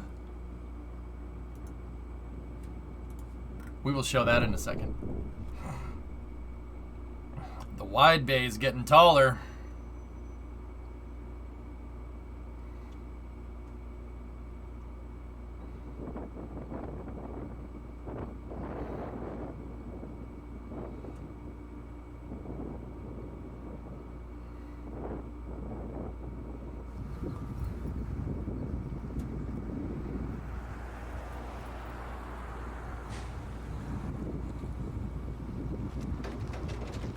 I can't believe how big that thing actually is, man. Hey, flaps.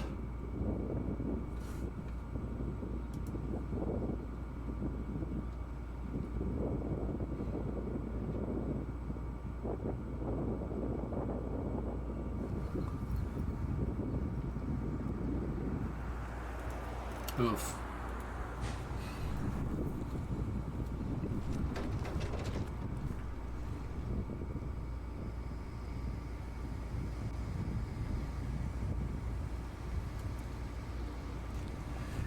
Pretty sure they took 22 and put it out to pasture, dudes. But we'll have to look.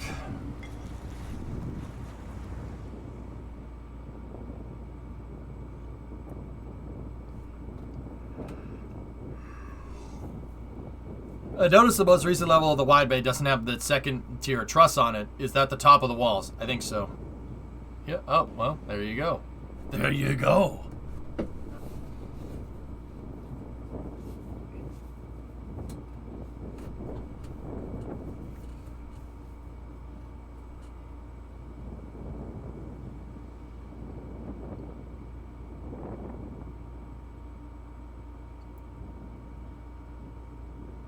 But first, let me take a selfie.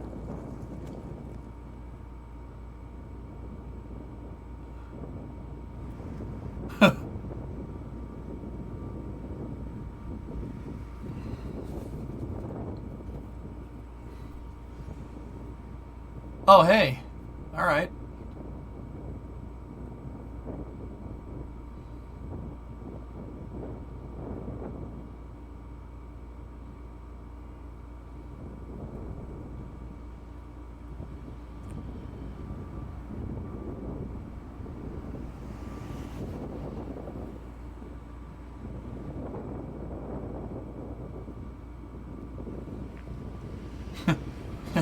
All right.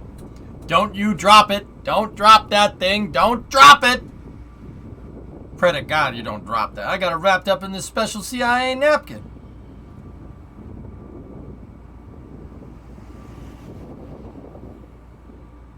Of course, firework. Yeah. They're definitely getting better at putting those tiles in.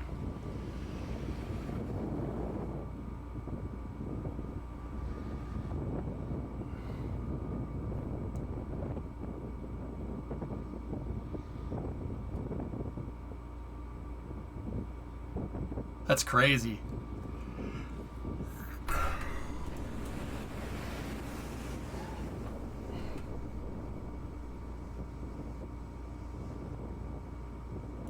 Oh, neat, Thomas. Yeah, it's a pretty good beard snip, I agree. Oh!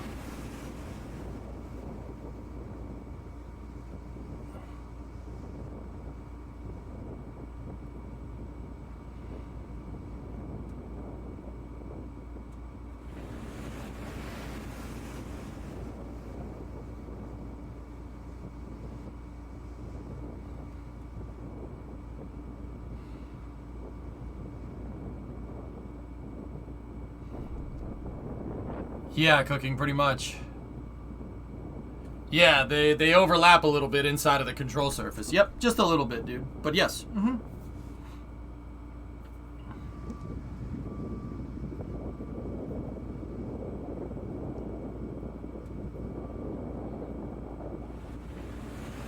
Yeah, I know. I'm getting to that, T-Man.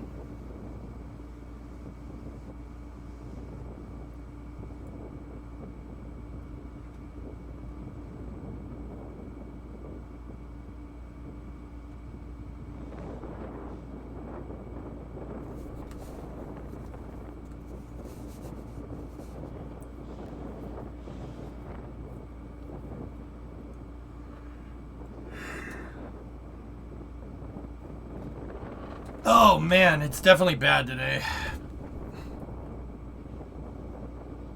Brewster Tribe? Scrap? Booster Tribe?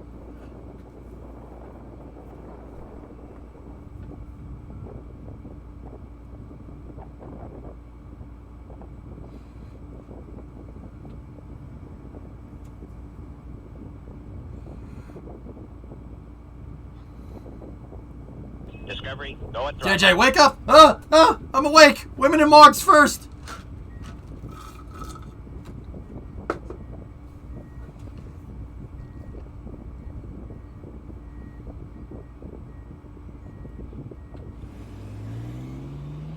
Oh, hello.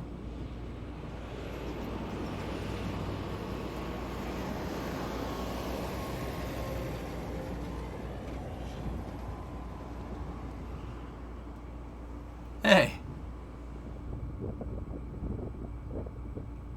That's, pretty big. I often talk about the roads, guys. Look at Highway 4.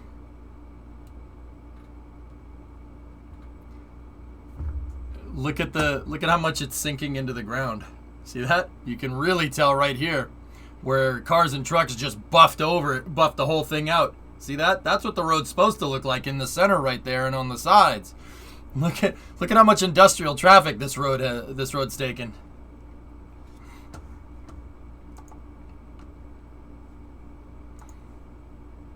This was taken over the port road, connector road to leave the area. Oh, interesting.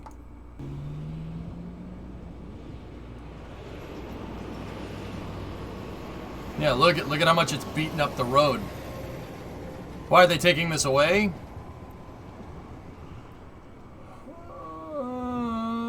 Yes.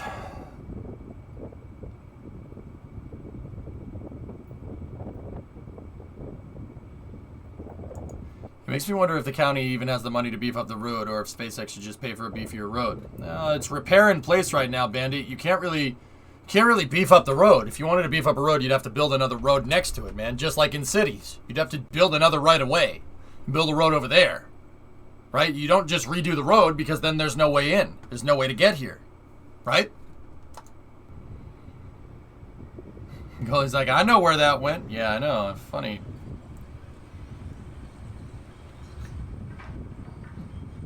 Yeah, it's just like cities, dude. You gotta build it somehow.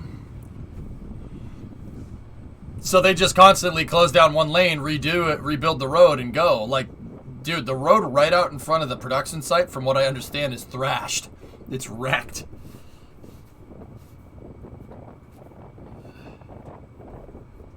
Probably, Thomas, yeah.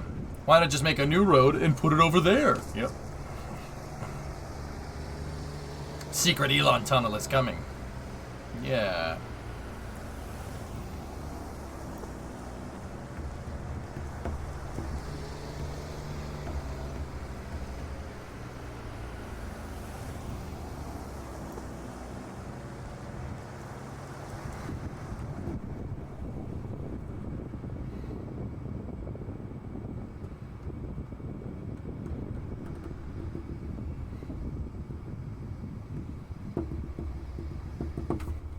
Crazy.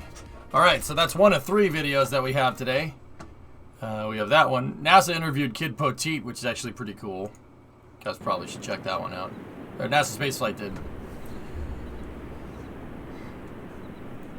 That is not how Texas does road construction. The roads are sectioned where they work down one side, then come back and do the other side. It's not uncommon to have a road crew work a 1 to 2 mile segment in a day. What's not how they do road construction, Zeppelin? What? Wait a minute. I said that they shut down one side of the road. That's all I said. How is that different than what you said? I'm confused. What are you talking about? Yeah, Kid Poteet's cool. Yeah, Kid's a cool dude. The red JB weld. Yeah, room temperature vulcanization.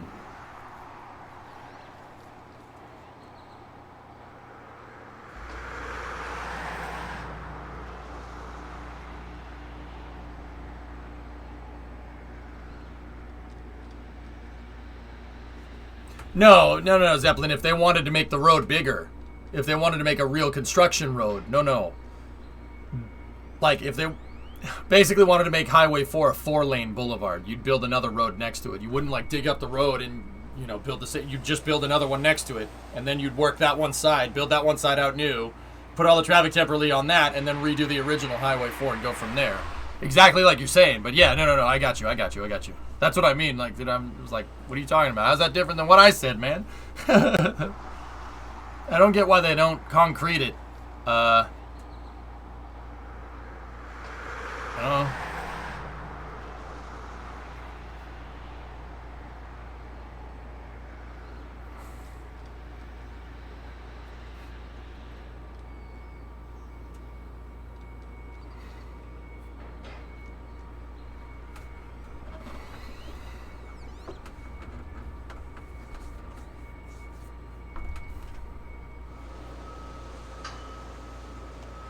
Pretty much, Durango. Yep, you got to do the substrate. Yep, the subgrade underneath the road. Yeah, it needs to be completely redone.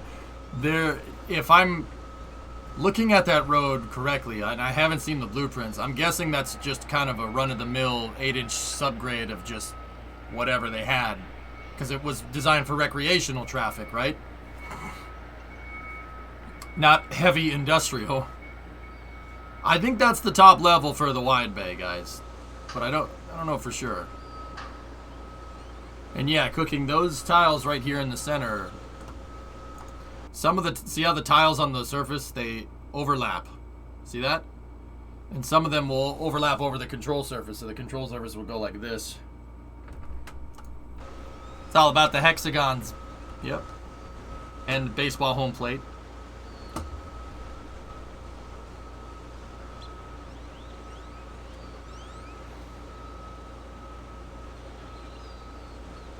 Ooh, that got all messed up. There's the lift pins right there.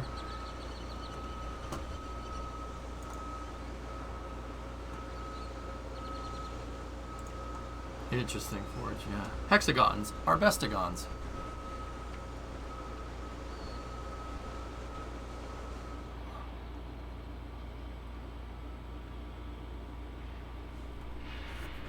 Dude. Okay, this is EJ's daily reminder of how freaking big this thing actually is. Look at all the vehicles. Look at the vehicles compared to that thing. And I get it, the vehicles are in the foreground, but still. Still, though. What's your opinion about the 7.3? There's better diesel engines, Moto. But it's not bad. I would say that a Duramax is better. Yeah, and that's Chevy's motor. But Cummins trumps them all. Cummins is the best diesel engine. There's Cummins and Detroit diesel. And Caterpillar is probably up there too. Ford doesn't make the best diesels. Hello.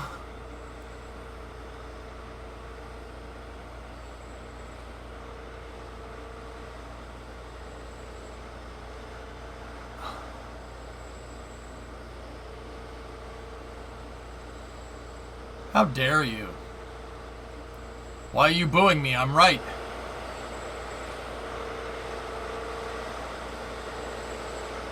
Doesn't Ford make the best everything?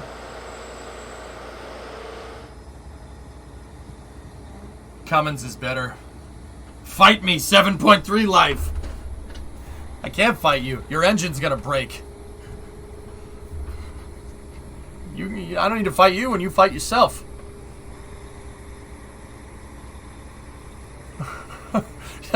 Congratulations, you just played yourself. Shadone! Why are you booing me? I'm right. Every boo you make validates my claims. I like LS motors. They're the better one. The LS isn't a diesel though. Oof, that hurt, man. Yeah, they're not bad. It's all you just got to take care of them. Cummins, though, Cummins, those engines can be abused. They can just be abused. So the 5-head strategy, guys, the 5-head strategy is to just take a Cummins and put it in an OBS Ford. Because then you have the best chassis and the best motor. Dude, everyone does that. Freaking, that's what everybody does. No, seriously, that's like a really popular thing to do. You take the Ford diesel out and you put a Cummins 12 valve in it, or a 24 valve, and you put that in the OBS Ford. You get the best chassis with the best engine. I will meet you in Florida and change your mind. There's no guide pinholes. It's Journey on Starship. It's the reverse of Super Heavy. There's like a slot where the pins are on stage 0. I agree with that. That's a great thing to do. Yep. Have you ever been in an M550D BMW? A German diesel engine? Oh. Hey, what was that? What did Blue talk? Blue Origin infographic Starship. What did they call that? What was that? What was the name of that?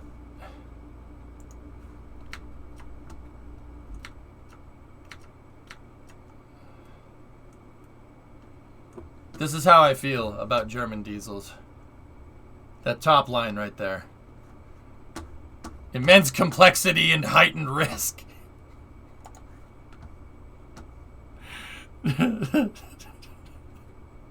Ford chassis versus Land Rover?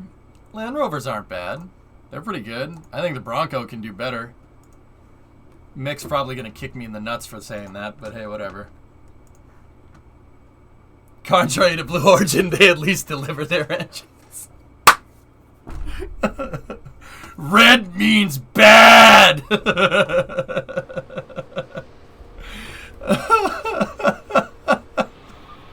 You guys are friggin' ruthless, dude. Jesus. Bronco is trash. No, I'm talking about the old Broncos, not the new one. The new one. Nah, I'm good, man. ImmenselyComplex.com. That's awesome. So funny. I love how Elon just buys websites. Elon just buys websites in his spare time, and he buys certain domain names and they forward to different sites. It's the funniest thing. Like, look. ImmenselyComplex.com. Is that, did I spell that right? Yeah. Spelt wrong. No.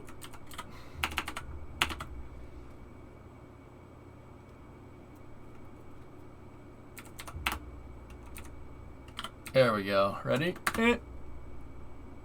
I still spelt it wrong. It forwards to SpaceX's website because my brain is like debuffed today. Spelt it. Just click on the link that Bauxy linked up here. Or I'll just click on that one. Probably what I should have done to not make myself look stupid. But then again, I do that on a daily basis, so, you know, it adds. And I can't click on the dang link. I can't click on the thing because people are talking in chat.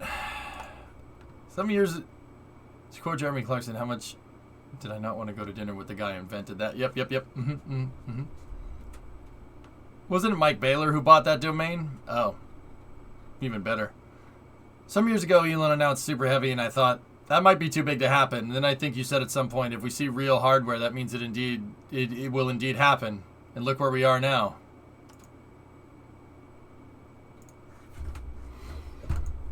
I mean, it's immense, but with LY at the end. English does that, man. It just changes words sometimes. Germans, you know what I'm talking about. If you want to do like past tense of a word, well, here, just spell it differently. Oh, alright. Thanks.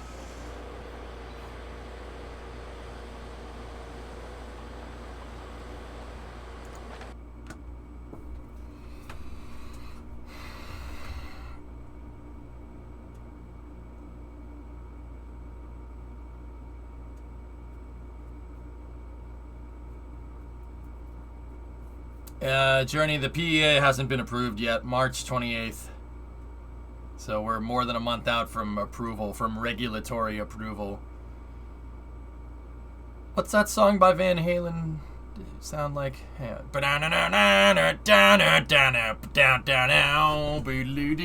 What's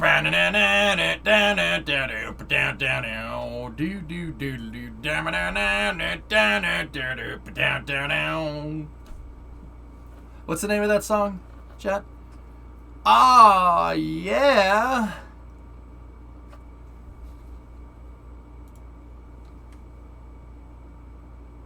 Yeah, Bouncy, yeah, Megan, yep. Ah, yeah, beautiful girls, I love them. I need them. Can't do without them, no.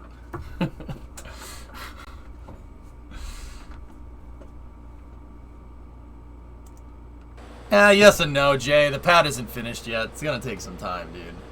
She was a seaside, just a smoking and a drinking on ringside. Orbiting the world. Orbiting the world.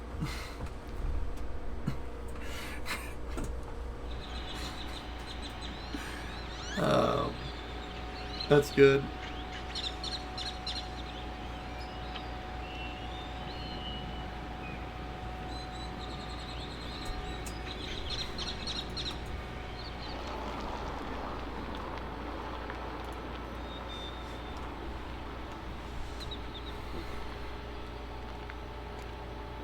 What's that picture, Boxy? Bro.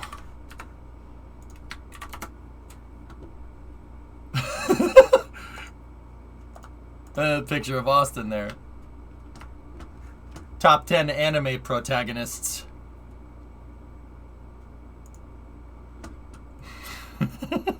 That's a great freaking picture.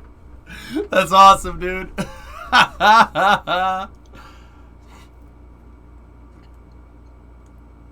That's freaking kick butt, man.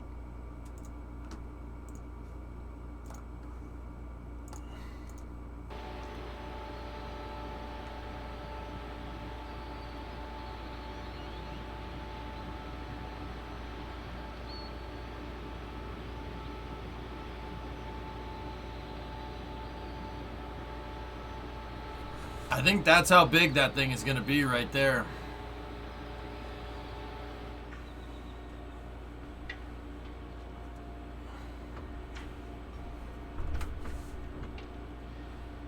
Weird flex, but okay. Damn. Damn. Yeah. Okay. So we were wondering if this is... hold on. There should be some kind of indicator that this might be the top floor. I think that flange right there is a good indicator, that 45 degree. But then again, I can't tell if that has it too. It might. Who knows? Because I noticed, yeah, that was a good, well, not I noticed. Somebody noticed in chat that they don't have the flying buttresses on the top there. So it's probably, that's probably as high as it's going to go.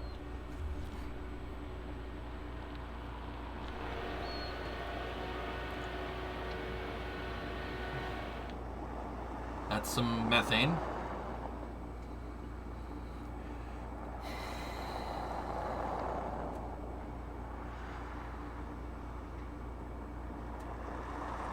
Idaho. Word. It's a long way.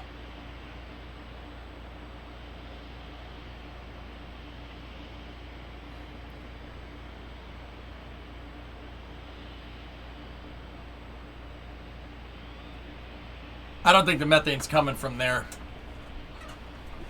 The trucking company comes from there, but they probably source the methane wherever you can get at the liquid methane store that's close. They're gonna close it up, Jim.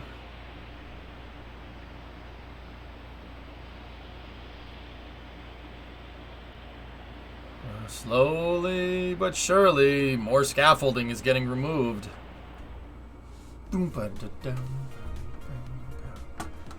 Yeah, caveman. Isn't the launch tower gigantic? She's quite big. Okay, we got one more. Let's see what we got here. Here's the newest video.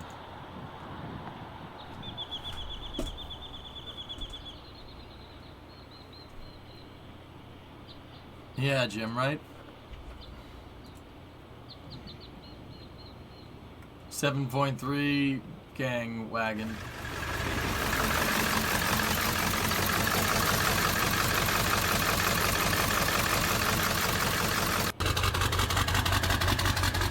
I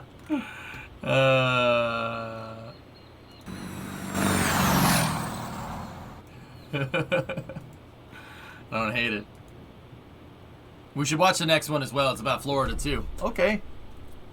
Any recent updates on the gas well? I haven't seen much big stuff from NSF.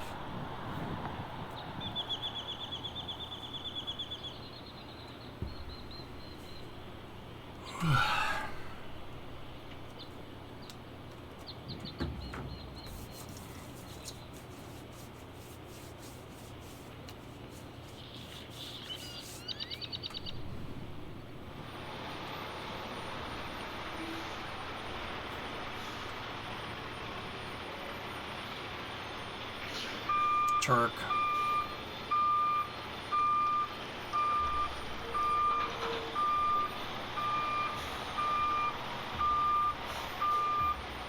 I'm not sure, Journey. They've been doing all kinds of tests. They're doing a test right now.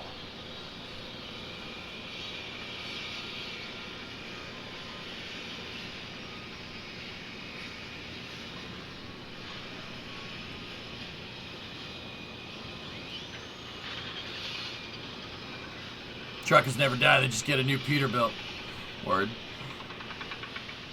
Have you seen instant karma videos on YouTube?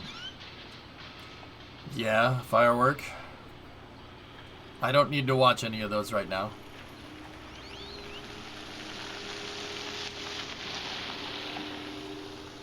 They completed a cryoproof today, awaiting road reopen. 10-4.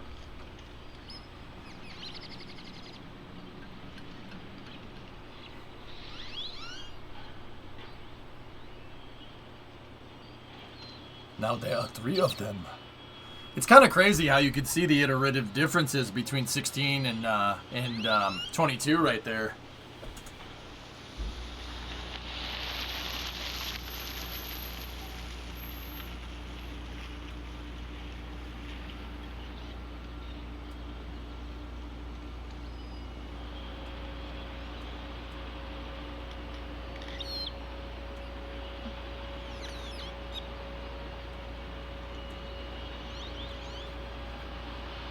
Really, they are Motorkid, right?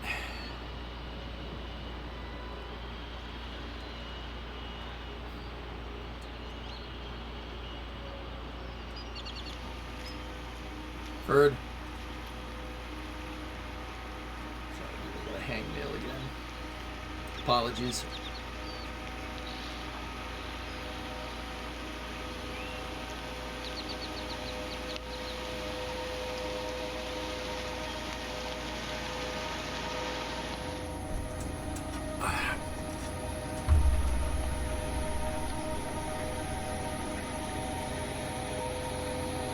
Cool.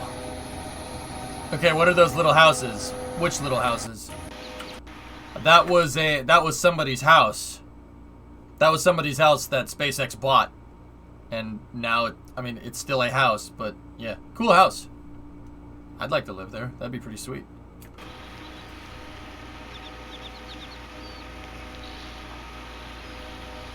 What does it say on the stand?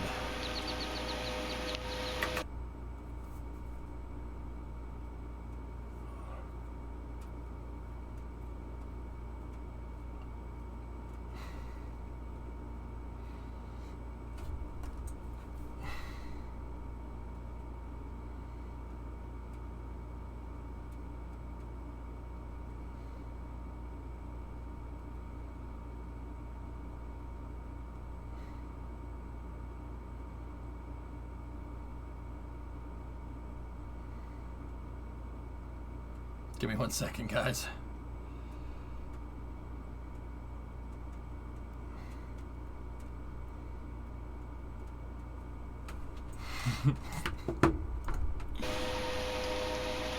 Is that my new truck? I'll take that Ford that's over there. Take that Expedition. It's a nice truck.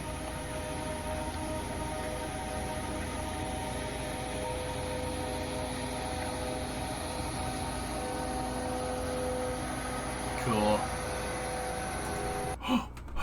Sawyer! Sawyer! Sawyer! Look! Look! A Bronco! Oh, hell yeah. I don't see it. You know what, Sawyer? You know what the funny thing is? You know what the funny thing is? I don't see any Chevy trucks from the 90s tooling around just randomly in construction sites. I don't see any 90s Dodges tooling around either. You only see those OBS Fords. You know, that's very interesting. That's very interesting. I still see these things around everywhere.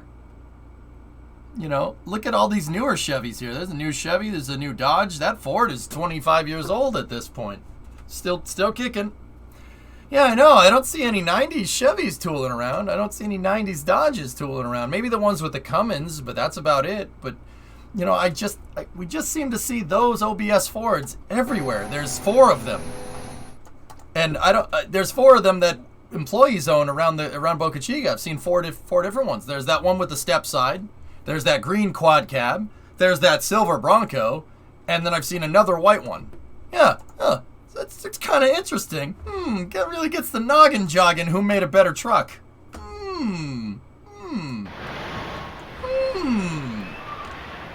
It's not a cap. I don't think so. I don't think, Animal. I think that's a Bronco. Here, let me take a look at it. Yeah, see the triangular B-pillar? It's a Bronco. Yeah, Bronco. Nice truck.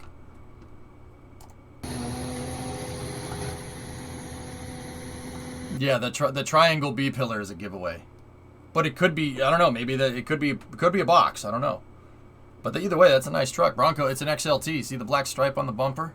It's an XLT. That's a nice truck. Texas truck watchers, baby. That's right. There's a 90s Chevy right there. Where? Oh yeah, okay, all right. Yeah, that's fair. That's a 03, 04 maybe, Kaiser? Yeah, something like that. That's good. All right, okay. Actually, those are good trucks. I will say that. The early 2000s Chevy trucks are very, very well made. Yeah. They started skimping on the design post 05, and they're terrible after that. Yeah, those are good trucks. Those ones are good trucks. I like that almost as much as I like OBS Fords. Is it 05? No, I think it's 05, but they started making stuff, like all the previous metal components, they started making them out of plastic, and the trucks were terrible. Actually, there's another one right behind it. Well, in front of the truck. See, there's another one right there. See, that's how you know. That's how you know they're good trucks. But those trucks got a couple of years. Those trucks got almost 10 years on some of those, and some of the OBS Fords.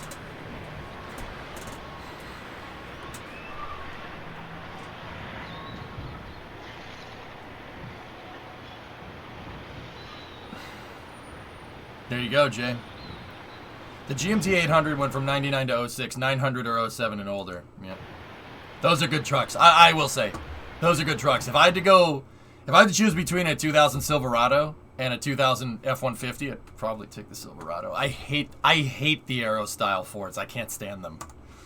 The truck that came after mine, I hate them. I really don't. They look terrible.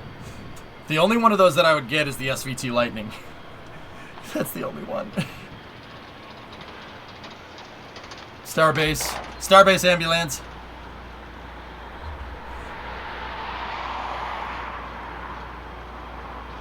Yeah, I hate them, Kaiser. Those trucks are terrible. They went from the Chadliest design ever to the Virgin most design ever. Nice Peterbilt. Bro, what the frick is that? Whoa. What in the frick is that thing? What is NSF calling it? New booster methane transfer tube.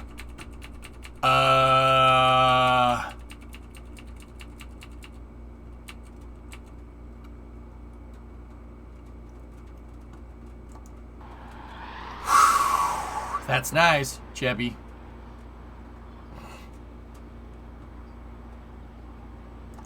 The booster header is integrated. Wait a minute, Thomas. That's the header.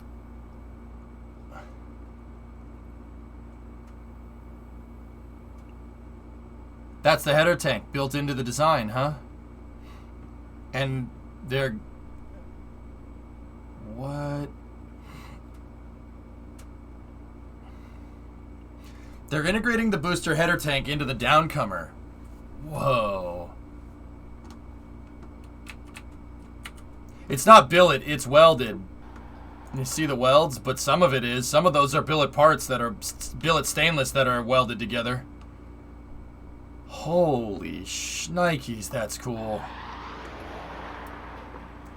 I'd like to play this game with you, okay? What game is this? Fork Drift? Fork Drift?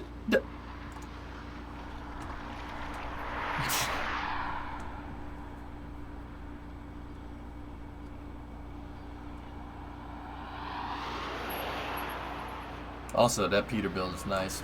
Supercom, I think these are billets. See the milling lines on it? I think that piece is billet and then it's welded to the top here, but I don't know, man. I'm not a machinist. Anytime you see like these kind of lines though, that means that somebody surfaced this thing with a machine. I could be wrong. What do you think?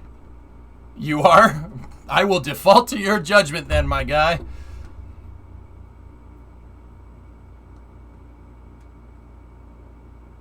You think they welded it first, though? What are these lines then? Subcom, what do you think?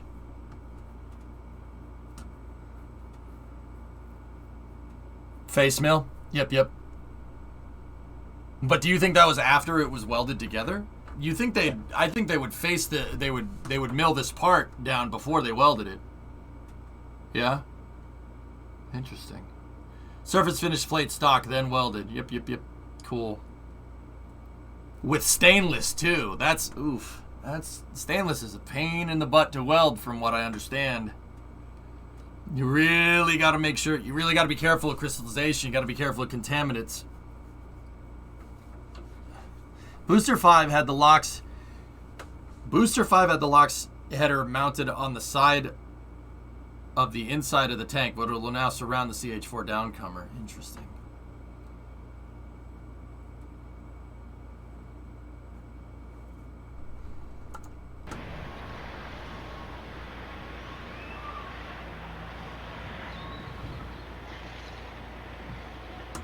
Subcom, how much you think that thing cost to make?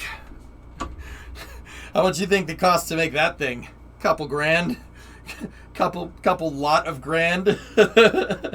That's an expensive piece. More than $1. Oh, don't prices right me, you dick.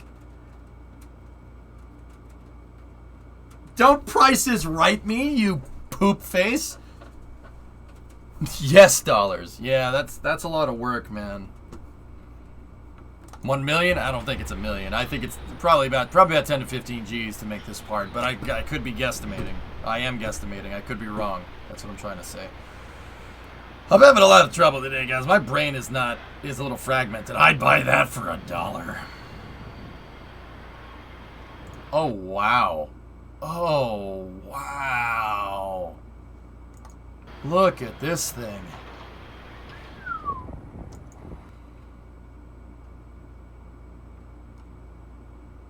Pedestal for what? How much do you think that bar stock cost? Holy frick, dude. What the hell? That's I don't know. Is that tube stock or bar stock? I don't even know. What the frick are these things? I don't know, Firework. Hey, Kermem, I'm alright. You look like a guardian of the galaxy, but I couldn't buy my new Galaxy phone. I don't know what that means, but all right. Tube stock? Yep. $3.50 a piece. Dude, how about this plate steel that's up there? How thick is that plate steel, bro? What the heck, man? That's like, dude, I don't even know. How thick is that? 8 inches? 9 inches? 4 or 5 inches, maybe?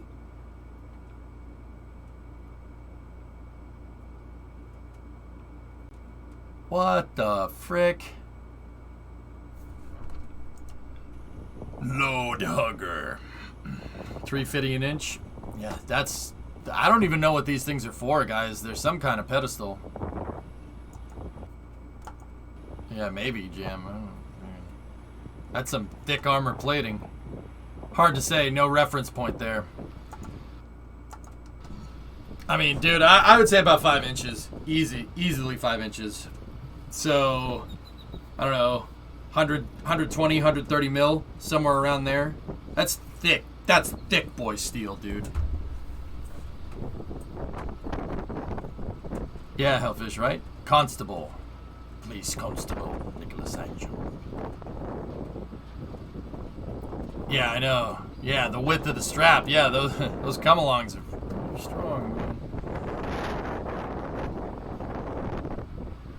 That's some heavy boy stuff. I don't even know what those would be used for.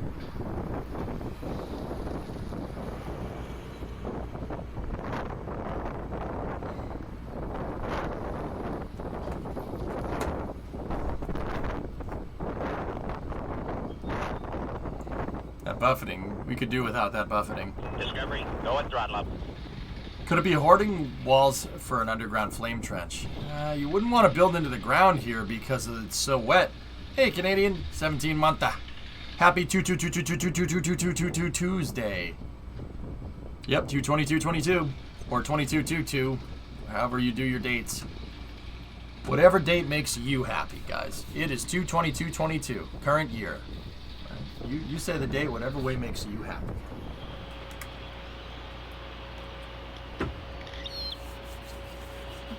I can sell you a mild steel plate 50 millimeters thick, 2x4 meter by 122 for 5,700 New Zealand.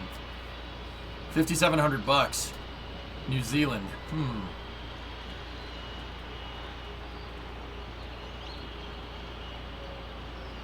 Kiwi dollary dues.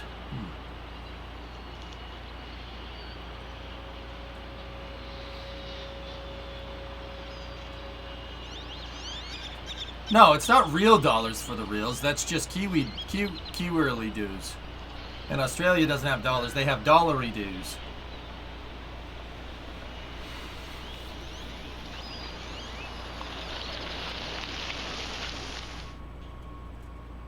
Ah, see, look. Yeah, see, there's that truck again, Kaiser. Huh.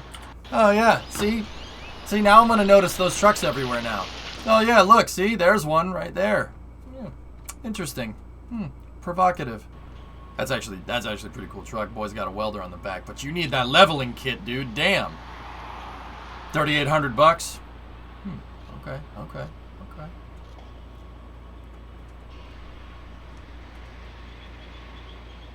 I'll say as someone who drives a flatbed Peterbilt with straps just like those, I'd be really nervous using a single 4-inch strap per those. One of them had a 3-inch, 2-inch strap, but I'm guessing he ran out of 4-inch straps. They did have a... They did have Dunish by the feet strapped down with 2-inch straps to keep the feet from buckling out, I'm guessing. But yeah, I would definitely have put 2 4-inch straps there. Yep.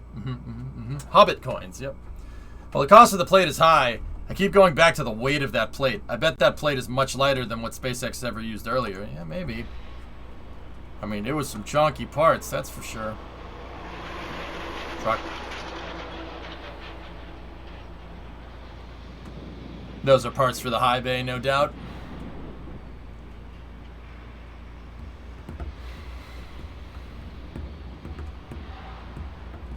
That same sheet is 1,149 kilos. All right. Okay, that's a 2,500 pound plate. All right, sure. Yeah, 2,500 pounds. Okay. So 2.4 by 1.2 meter, huh? Yeah. Damn, boy, she's thick, boy. It's a thick boy. Damn. Papa.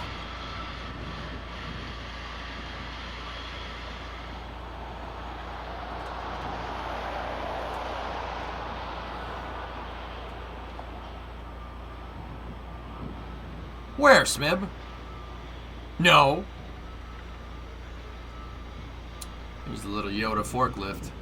Predominant look. Forklift.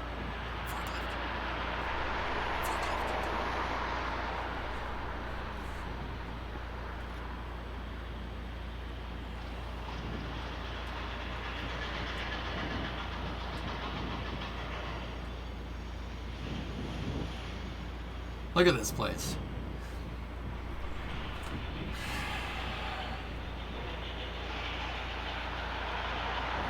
This is a fully functional nerd lair. Engineers are helpless against its powers. Ribbed for tank baffling. Ew. Oh, nice Porsche over there. Yeah, the Porsche. Yeah, very good. Always hiring. There you go, Devlin. Yep, yep. A gun rack? A gun rack? A gun rack. Shee-haw, hooray. I don't even own a gun, let alone many guns that would necessitate an entire rack. What am I going to do with a gun rack?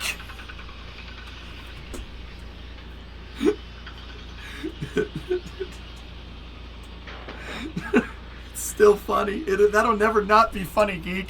I never realized how funny that was until later, until I had, you know, like I saw that movie when I was like 5, so I didn't really get what was going on. But, you know, I've gone through a couple of relationships myself. That gets, and now that I have that retrospective, that is hilarious. That is the funniest thing ever. Anyone who has an ex completely understands that moment.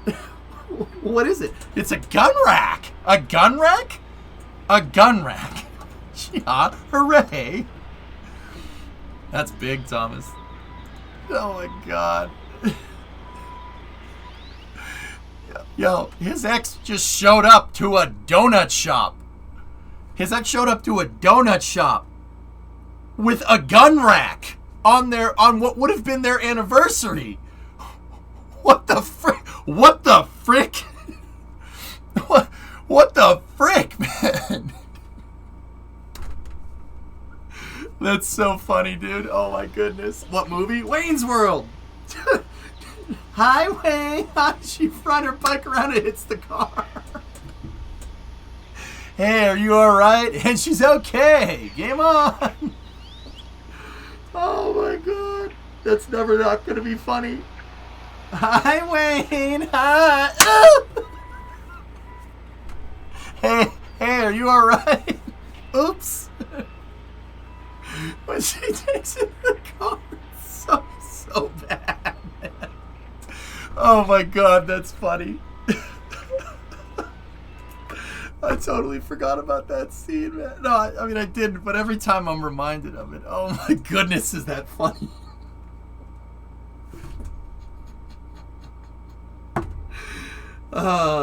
We broke up 2 months ago. Well, that doesn't mean we can't still go out. Well, it does actually. That's what breaking up is. So you gonna go to the gasworks tonight? No. No. And then they go anyway. I never noticed that. They tell her they're not going and then they go anyway. Oh, that's even better. Oh, Mike Myers is a genius.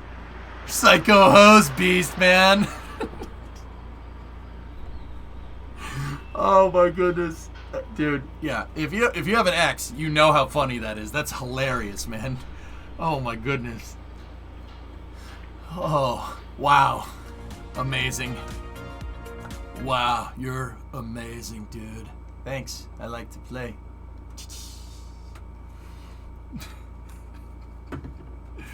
Oh man, that was my yeah, geek dude. Oh my goodness. All right. So we got one more. You guys said watch one more vid from NSF here. What is this one? This is only a 10-minute video. Sponsored by Brilliant.org. Ian! In this Starship update, Ship 20 is destacked, Ship 22 is assembled and moved into storage, expansion continues at Roberts Road, and we discussed the recent Starship presentation and the Polaris announcement. Well, it's not just a clever name.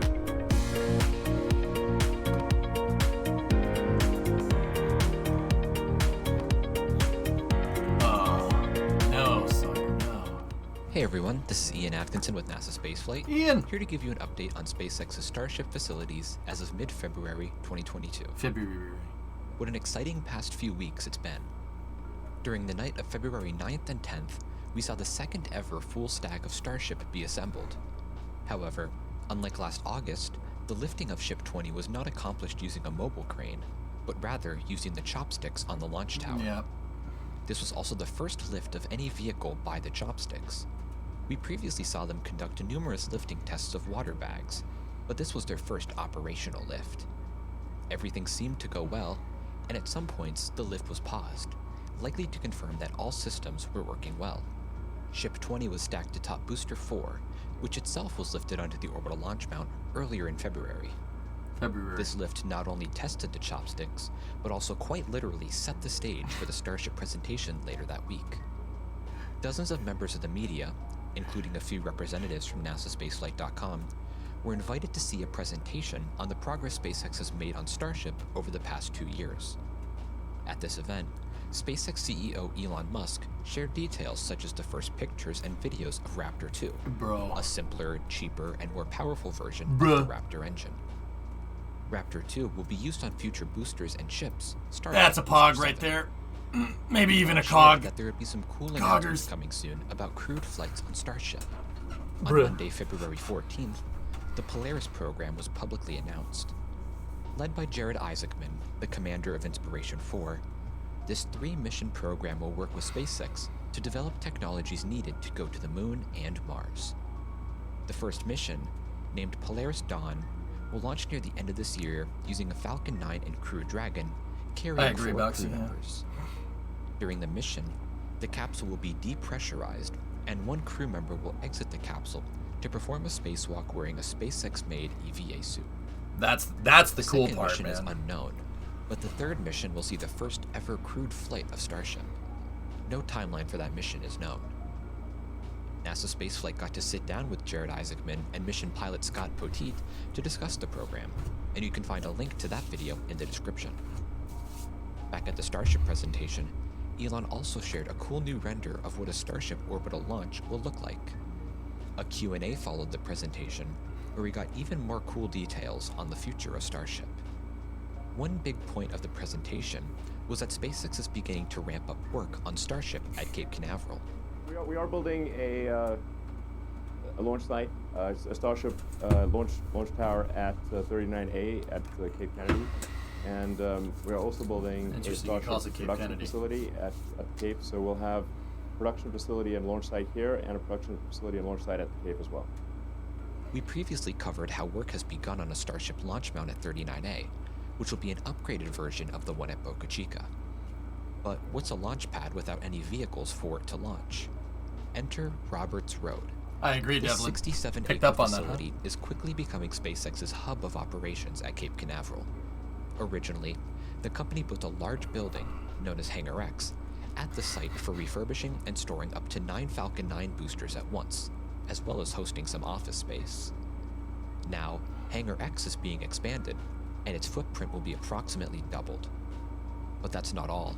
Roberts Road will also be the production site of Starship and Super Heavy vehicles for Cape Canaveral.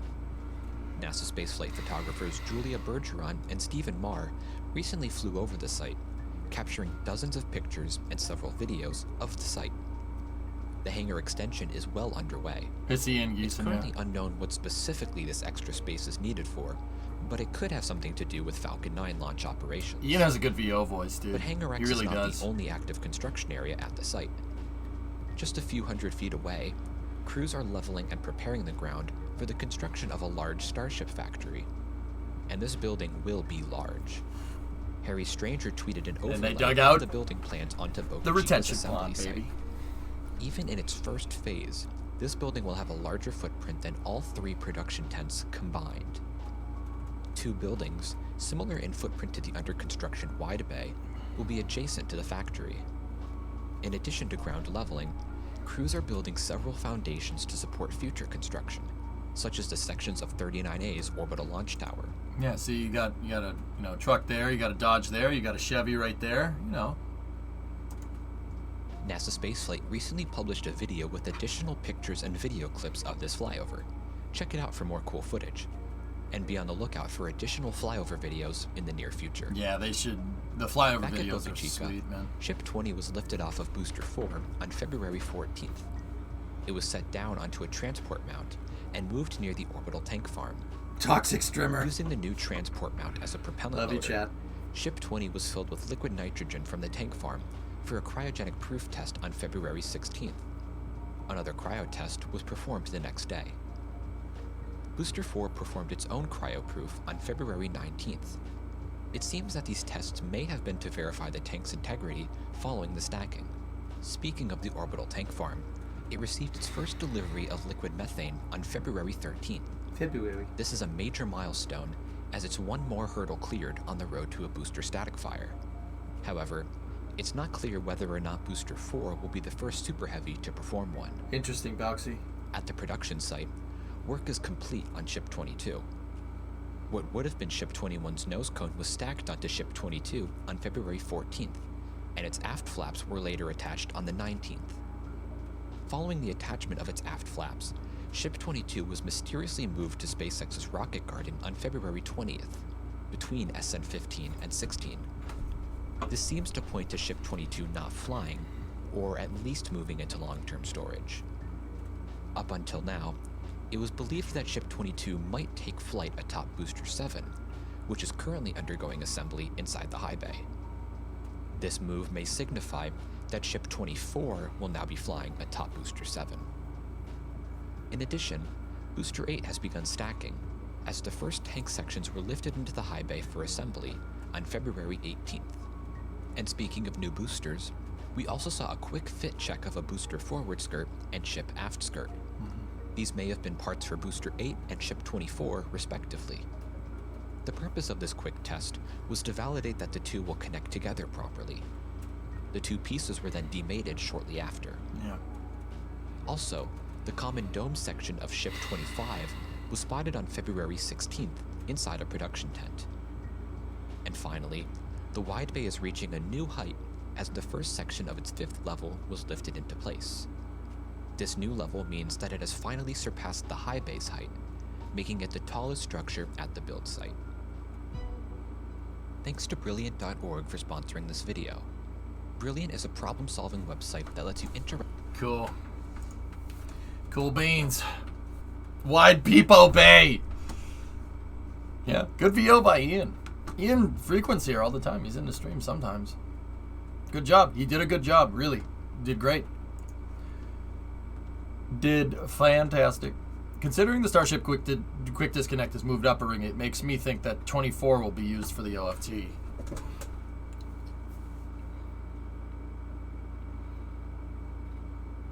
Yeah. Yeah. I don't know, man. It seems, yeah. That seems about right, dude. I mean, you know, you never underestimate SpaceX's ability to just take a prototype out back and just put it out to pasture. You know what I mean? Like, that's what they do. Like, they do that all the time. And you know what, Thomas, you know what? I'll mention it again. This isn't anything new. If you're a newer Starship fan, right?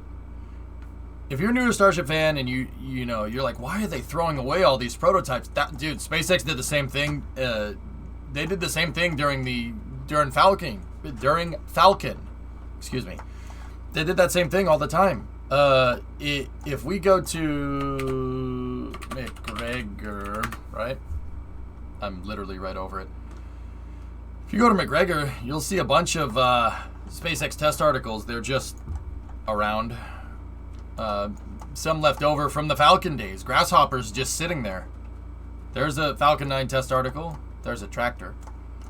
And there's parts just sitting. Devin's like, hey, I know that place. Yeah, these pictures are really outdated. Yeah.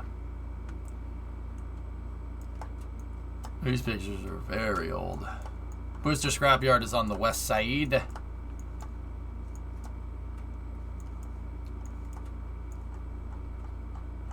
Yeah, see? All kinds of stuff just chilling. Landing legs. Like, this is nothing new. They do this stuff all the time. I wonder what that building is.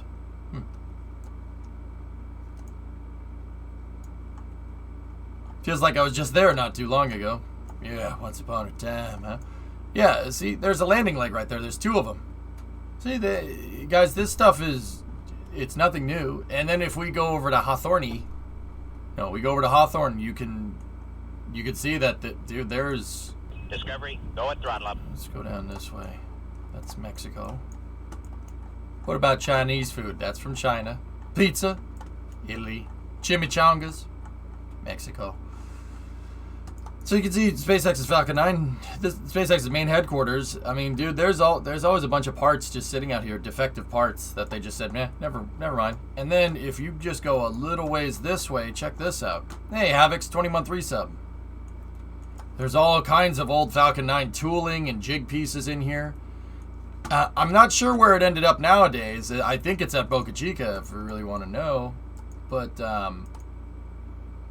there's a Falcon 1 sitting in here. Sitting in the Falcon 9 scrapyard. See those? Those are 3 octawebs right there.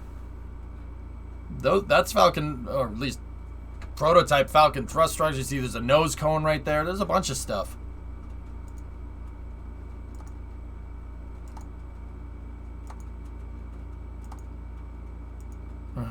Let's see if we can peep. See if I can get a little better picture. So, like, yeah, them just putting prototypes aside is...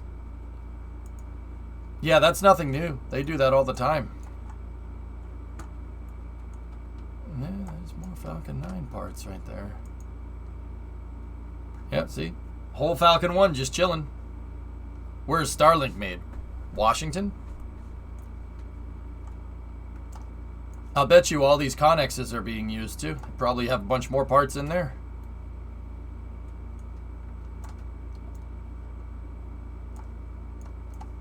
Yeah, see. That Falcon 1 found its way to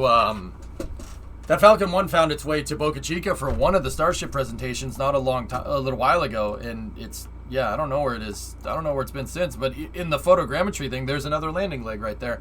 So, like, the point that I'm trying to make, dudes, is that, yeah, if you're wondering why SpaceX just dumps so many prototypes, dude, they do that. That's how they work. They just, all right, just kind of keep going. Like, there should be more of them just chilling out in here, but I don't want to, you know, you guys have to go look for yourselves. The Falcon 1 was refurbished for one of the anniversaries and was moved to Boca for the 2019 presentation. It's most likely back at Hawthorne on display, but no way of confirming. Yep. All right, I'm going to bounce. Need to get up early. All right, Laserman. See you, buddy.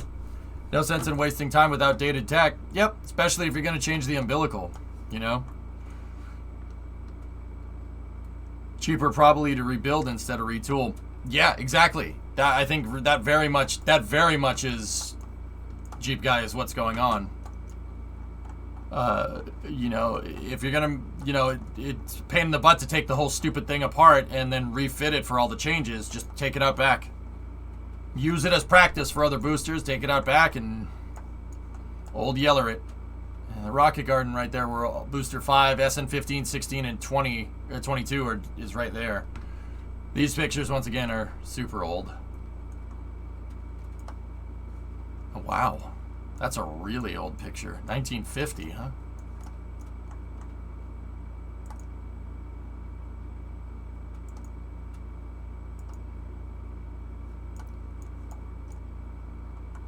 Huh.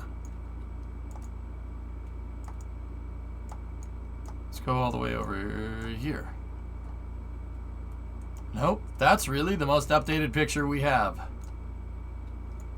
Are they ever going to update this imagery? I don't know, man.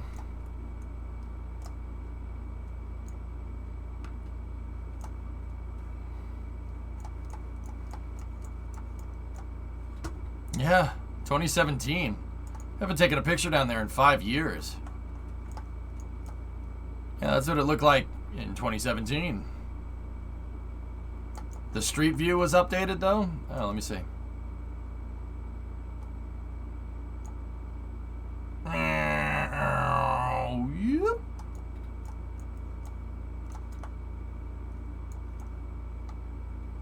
Oh, yeah. Yep. Cool.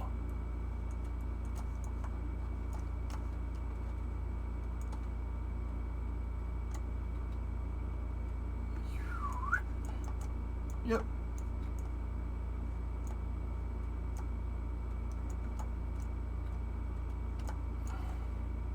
Hey, Kaiser.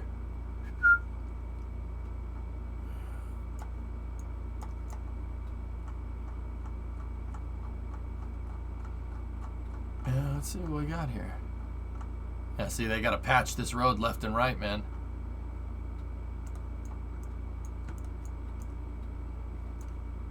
Nice. Nice. Nice.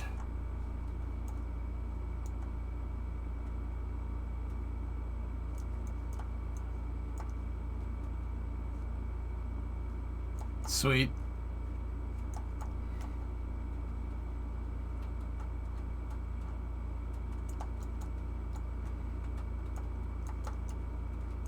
How much of the launch tower is made in this? Oh, it's... that's not all of it, but it's close. Yeah. You'll have the Subi? Yeah, yeah. Scrooby. Let's see what's going on over here. How updated? Oh, yeah, these are updated. You can tell they're updated because of the way it is. Gee. Tesla. Tesla. Tesla. Do people still live there? Elon lives here.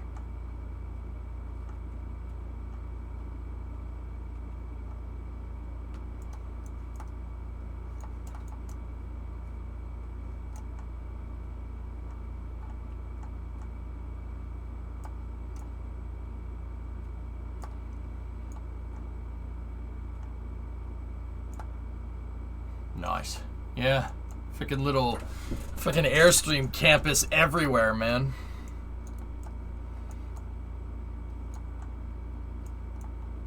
Do you know what today is? Yeah, it's Tuesday.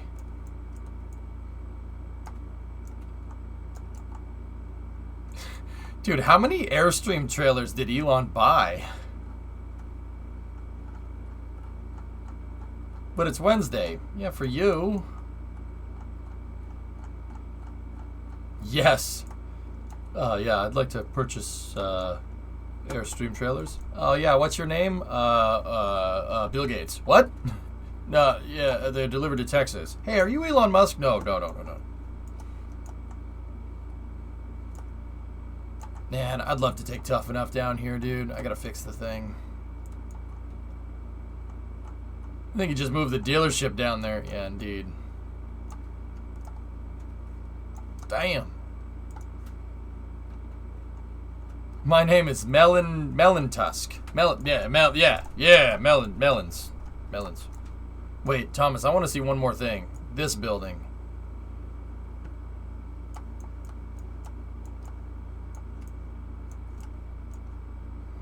Huh. Okay.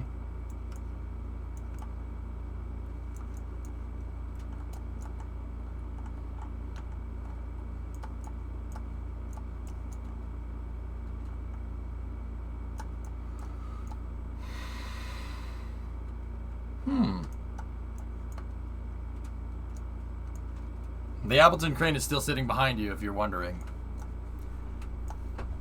I wonder who these frickin' RVs are.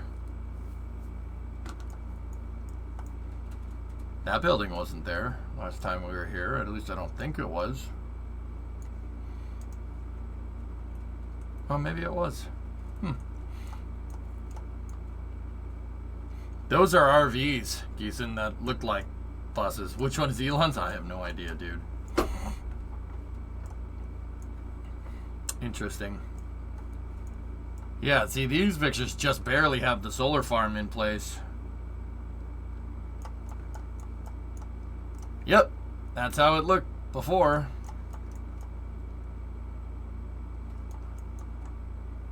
And then, wait for it. Wait for it.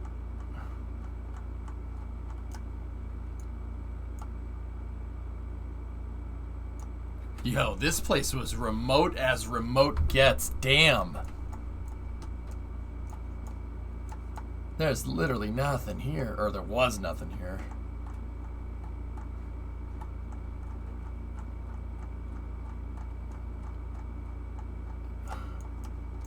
There's a solar farm here right now. Yeah. Jeez. Yep, that's what it looks like now. Damn. Damn.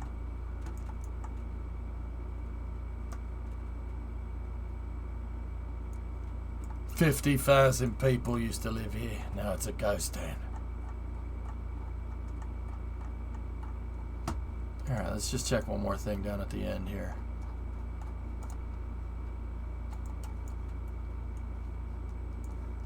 I just want to see down here. Ready? Skip. Oh, this is an old picture. Very old picture at this point.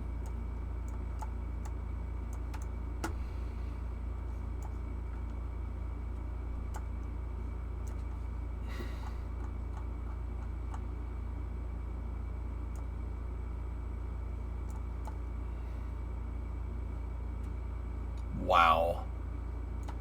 Hey, look, there's the catch arms. There's the catcher arms. See, they were all yellow. Man, those were lifted off of an oil rig. Those parts, why are they all yellow? Nobody paints it yellow, paints the thing yellow and then ships it.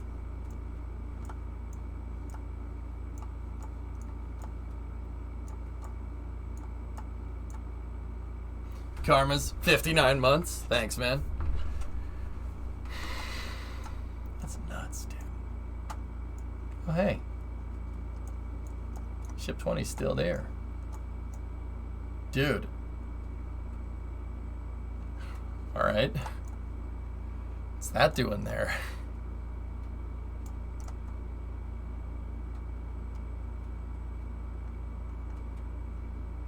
This can lead to the Fagioli thing you linked earlier. Yeah. Yeah.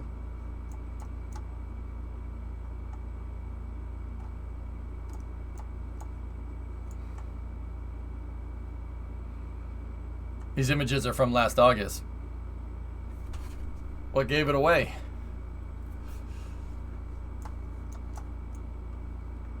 Hey, I know that truck. I know that truck.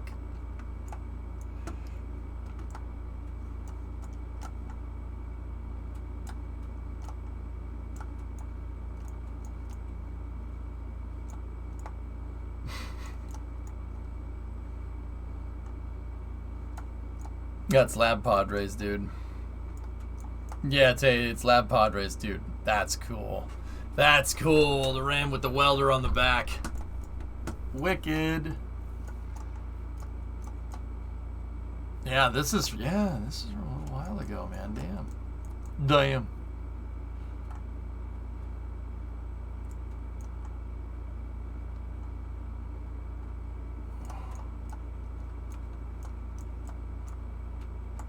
Yeah, they're freaking waving at the Google truck. That's awesome. Hey, all right. Nice. Nice wheels. Yep, and then there's the beach.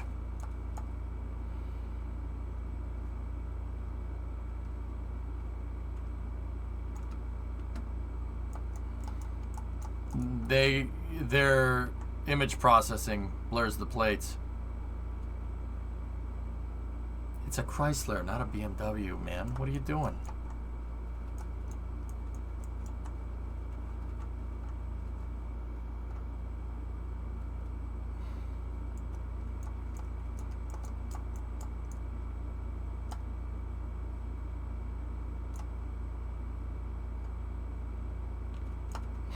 Okay, Texans, help me out. Why? What is that sign for?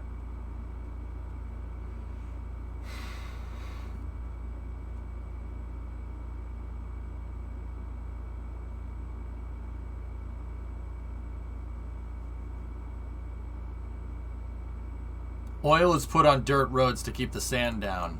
Oh. Road surface checks? Got it.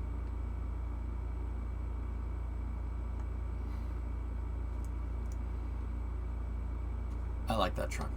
I don't like the rims. Trucks with big rims look weird. Now you truck like that, boy. I like that truck right there. Kaz's belly. Wait, what? Yeah, no, I've just never seen a sign like that.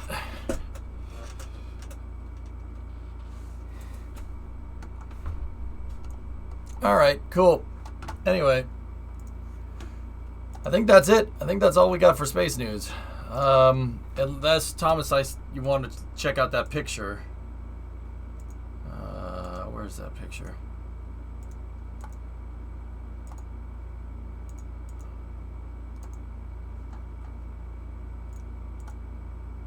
Oh, this isn't space news, but there is this.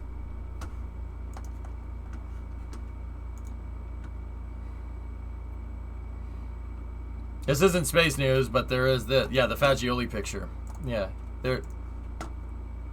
Truck. When used in conjunction with mace, Bushmaster chain guns provide a reliable and economic defense. Helping to provide this level of lethality is Northrop Grumman's advanced ammunition. Shown here, the system Can I? Or the newly adopted XM914 U.S. Army variant is a lightweight 30 by 113 millimeter chain gun. Wait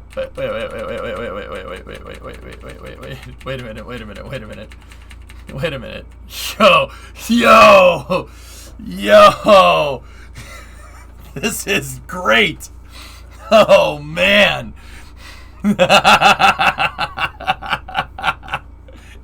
What trim level is this, Ford, please? The tremor? Yeah, it's got the tremor packet. Can we what level includes the Bushmaster? It's expendable hardware. You shut your mouth. 13 millimeter chain gun. Featured here on the Bushmaster gun truck. What the frick? That's a 30 millimeter chain gun. All right. Where can I get this? Where can I get this? You know, the truck part I already like, but that what option is that? Can I have this with that option, please? No one's screw with you on the road with this thing. In Minnesota? Yeah. When used in conjunction with mace, Bushmaster chain guns provide a reliable and economic defense. Helping to provide this level of lethality is Northrop Grumman's advanced ammunition. Shown here, the system utilizes XM1211 high explosive proximity fused ammunition and the XM1198 high explosive dual purpose self-destruct rounds to engage ground and aerial targets. By combining mace, Bushmaster chain guns, and advanced ammunition, we are able to offer a highly effective solution to force protection. Wait, what was the second one? Hold on. Oh, this is sweet. I want this. And site security. Wait, that thing pegged the drone? Are you kidding me? Proximity fused ammunition. See, it shatters the bullet and it hits it with a shotgun blast. That thing just picked the drone off? Alright. Well, look, you can see it. Check that out. You can see the bullet. See it right there? And you can see the shockwave that it has, just like anything else that flies through the air. Watch. See it? See the shock? I don't want to be on the wrong... No, that would hurt. That would be like getting hit with a shotgun at point blank, only no shotgun is near you. That engineering footage is actually really cool. You could see the bullet, and the bullet has a boundary layer just like a re-entering capsule. It's the same thing. See it? Oh, that's really cool. Oh, that poor drone. That poor drone. The drone's like,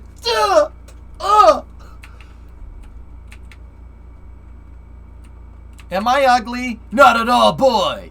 Duh! All right. Okay. Oh no. Anyway. Man.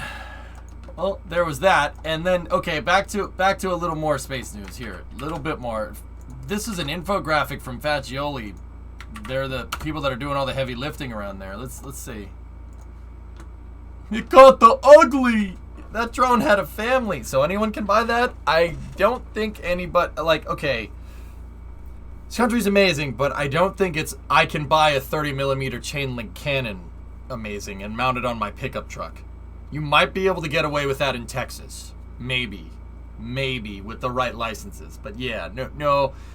Pretty sure that wasn't for us. But also, that would be really cool. I'd want that.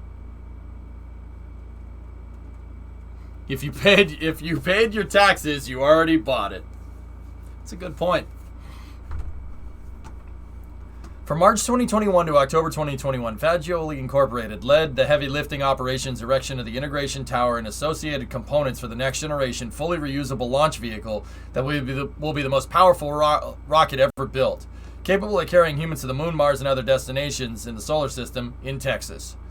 Primary lifting was performed by Fagioli's Lever 11350 crawler crane with Power Boom PB2W in configurations reaching nearly 600 feet at an angle of 87 degrees.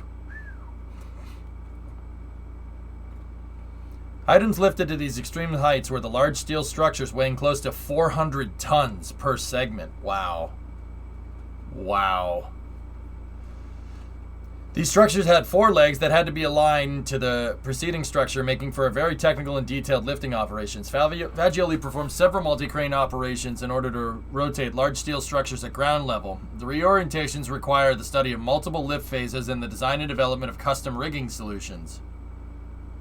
Fagioli also performed the transport and lifting of the Starship boosters and the stacking of the Starship on top of the booster.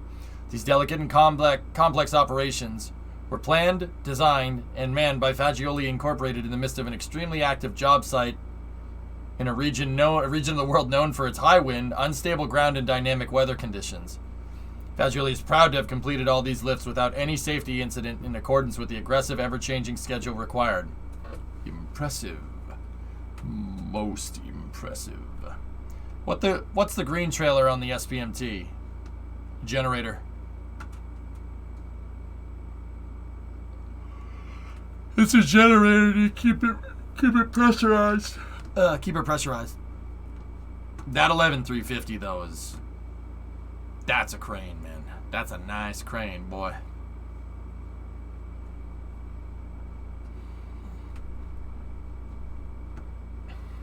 Nice.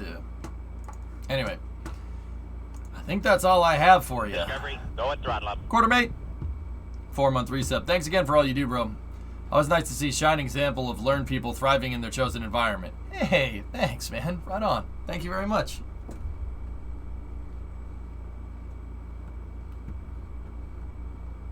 New Century Trader, EJ, random question. I recently saw an article about the Chinese plans for reusability. They showed a picture that looked very much like Starship. Have you commented on that yet? And do you think they would actually end up making a similar rocket shape? I think it's a placeholder, New Century. It's a placeholder. But also, yeah, I mean, maybe. I don't know. Who knows, man? Also, here, look at this. There's your F1 news. And the Daytona 500 was mint. The Daytona 500 was very fun to watch. What do you think about Michael Andretti who wanted to make an 11th F1 team? I'm happy. Whoa, not safe for work. Yeah, that's very nice looking.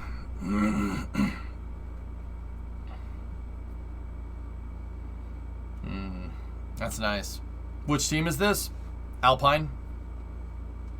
You can tell it's Alpine because of the way it is.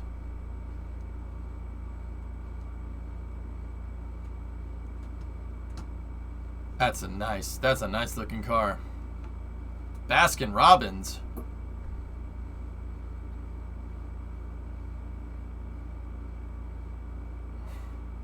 What?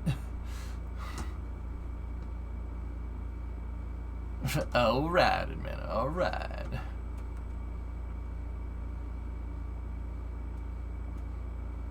It's Baskin Robbins' color.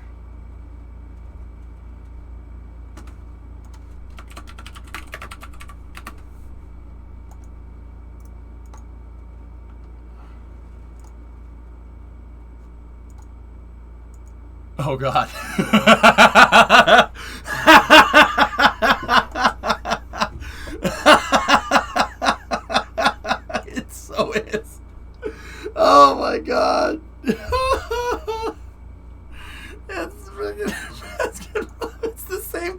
scheme. You gotta be kidding me.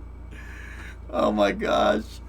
Oh my gosh. It's the same goddamn thing. Oh, that's terrible.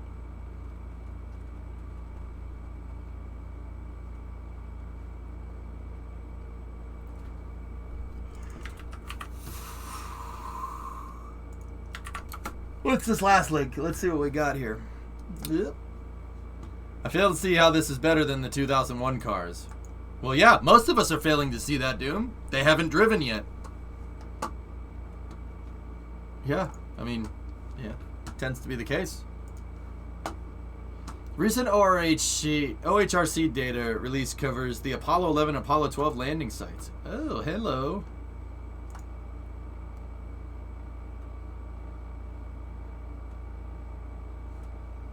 Wait.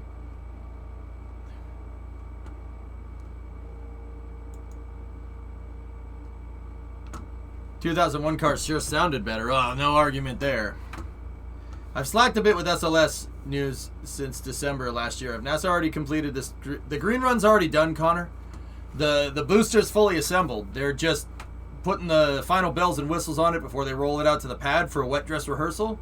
They're going to do a full test, basically everything that they need to do down to T-minus 6 seconds, and then they stop. Then they safe the booster to basically figure out the procedures that you would need in case it scrubs. And then they'll review all that data. They'll roll the rocket back into the VAB. And then, once all the data is reviewed, then you're good to launch. I'm going to go ahead and say that launch is probably going to be around April or May.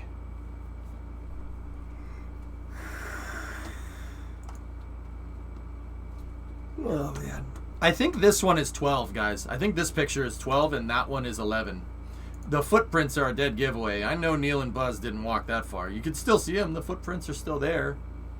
See? That photo is so amazing. Yeah, agreed. The descent modules are still up there, dude. They're still up there. Wouldn't it be crazy if, like, in the future... Wait, do we have any ascent modules? There's a description in the follow-up tweet. Please note that the first image is 12, then the second one's 11. Neil and Buzz didn't stay very long on the surface fully. They weren't down there for very long, and they didn't go very far. No. No. Comparatively to, like, a little bit later, you know, Apollo 16 and Apollo 17, those guys took the lunar rover a really long way away. Hang on. I was gonna say, do we have any lunar module ascent stages left? There's gotta be some.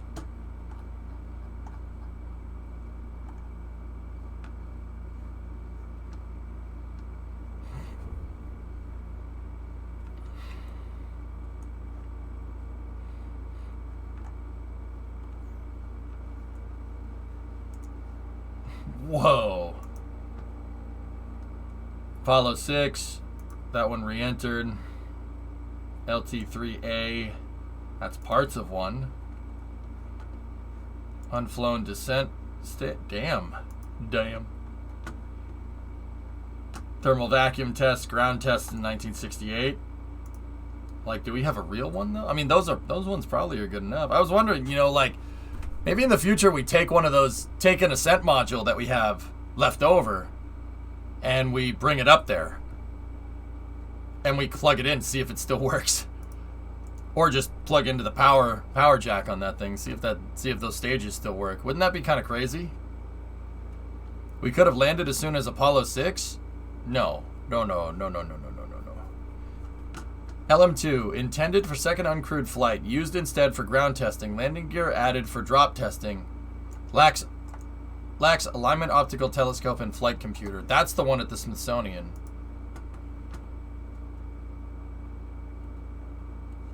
Not flown, intended as an Apollo 15 last H-class mission. That's the one at Kennedy. That's real.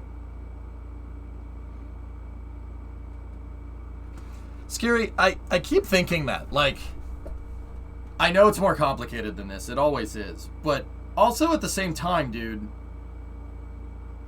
like, what's the Apollo lunar ascent module is a good design. Like, the hardware is pretty sound. You know, what's stopping us from, like, upgrading it and just making that? I understand that material, like, that I understand full well that, like, if anybody here that, like, knows anything about spaceflight, you know, or there's people out there in the industry, I know it's more difficult than that. But I guess the question I'm asking is, could it be done? Like, could you do that? Could you think to send a Starship to go and recover the landers? Personally, Barefoot, I think one of the Artemis missions should go to a lunar landing site. I personally think that an Artemis mission should go to Apollo 17's landing site. One of them should. You know, it's scary. Like, could we do that? Could you use modern avionics and just build the descent module and just make that work? I mean, let's see why you couldn't. I mean, it would be difficult. It would be about as difficult as just building another one. But, like, building a scratch-built design. Y-17, that was the last Apollo mission, Max. Or, Mimizi, sorry, not Max. That was the last one. That's where we left off. Might as well pick up where you left off. Just a thought. Pick up where you left off. There's some valuable science there. Like, oh, I don't know, seeing if I mean, this is Apollo 15, but seeing if the lunar rover works. Maybe? I agree, Barefoot. There's a great science opportunity to examine this stuff. See if the lunar rover works. Can you imagine if they, you know, give it some power? I mean, you'd have to change the batteries. The batteries are way far gone.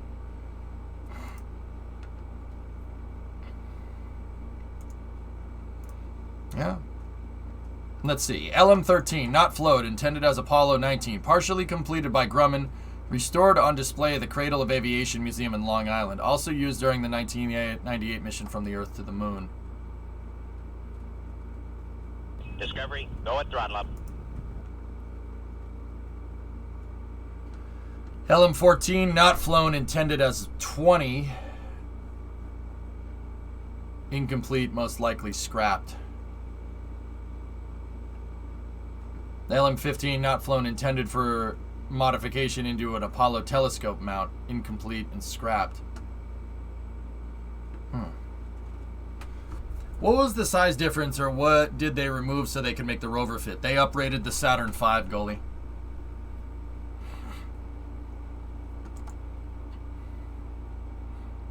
I was gonna say, just put a new ascent stage on there and see if the damn thing works. What about 18? I'm confused.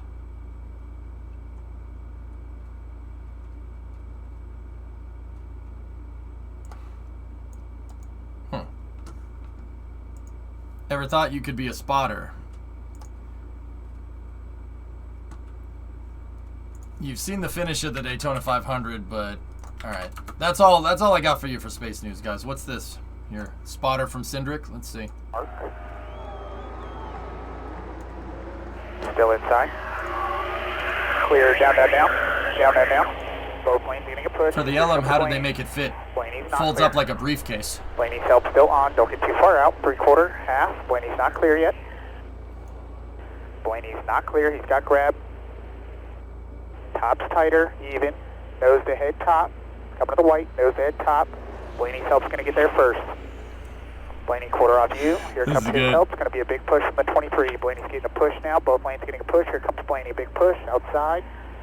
Blaney's the number 12 car, guys. Still connected to your right. You're still clear by half. Even mirror. Nose ahead top. Blaney's closer. They're still attached. Your help, Blaney's not. Blaney's on. Watch this move that Bubba makes in the McDonald's car. It's pretty good move. Blaney's still not clear. Blaney's clear. 23's not. Blaney's closer. Blaney's not clear. White flag. Next one is it. Okay, here we go. Blaney's help going to be closer. Blaney's help going to be closer. Push coming to him. Watch this move that Bubba makes. It's pretty gnarly. He almost wins. Like, look where he is. He's in 5th right now. Watch this. Coming to the checkered. Both planes on. Blaney's not clear. He's off. That's what a spotter does, Flykin. Even mirror. Blaney's coming closer. His help's going to be a big push. Here it comes. Here it is. Outside. Oh, man, these cars push hard, dude. On, separated. You're clear. Blaney's not. You're clear. Blaney's not. You're clear. Blaney's not. Keep Blaney. Blaney's getting the push. Blaney's getting the push. He's not clear. Check it this time. Watch this move by Bubba. Nope. I'm taking the inside.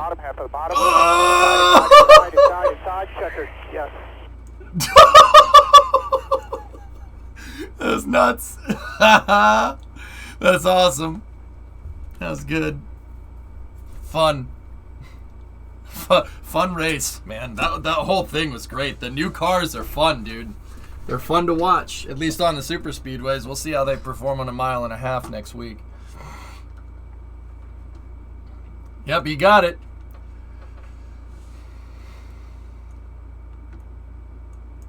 Is this picture real? Yep. Nothing says Americans. What is this picture? Let me see. Nothing says America like Ronald Reagan's Air Force One. That's VC 135. But yeah. Racing Richard Petty at Daytona. I don't think that's Daytona, dude. Ready for Tarkov? Yeah, in a little bit. A little bit. Is that man fine? The crash was hard. Yep. Everybody's okay, Luizo. Yep. Those cars are armored boxes, man. Yeah, they're fine. Nobody got hurt. That doesn't look like Daytona. That looks like Talladega or something. There's too many trees. The trees are too tall.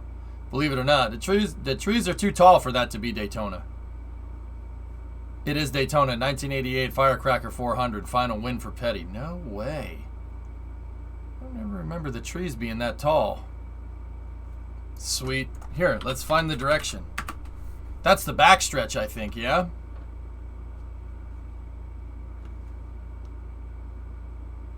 Like Lloyd's in the foreground. Let's see.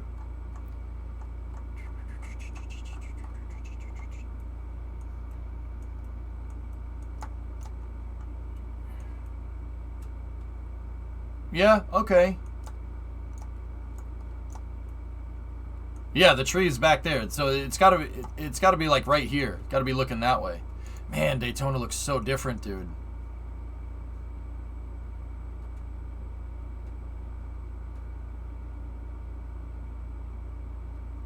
Look, no catch fence, no nothing. It's just a concrete wall.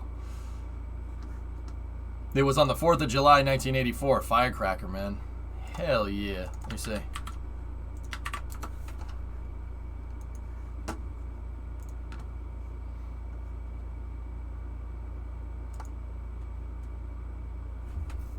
Dude, look at Daytona. Oh my goodness. Oh, Reagan was there. Holy crap. Yeah, boy. Dude, look at Daytona, man. It's just a concrete wall.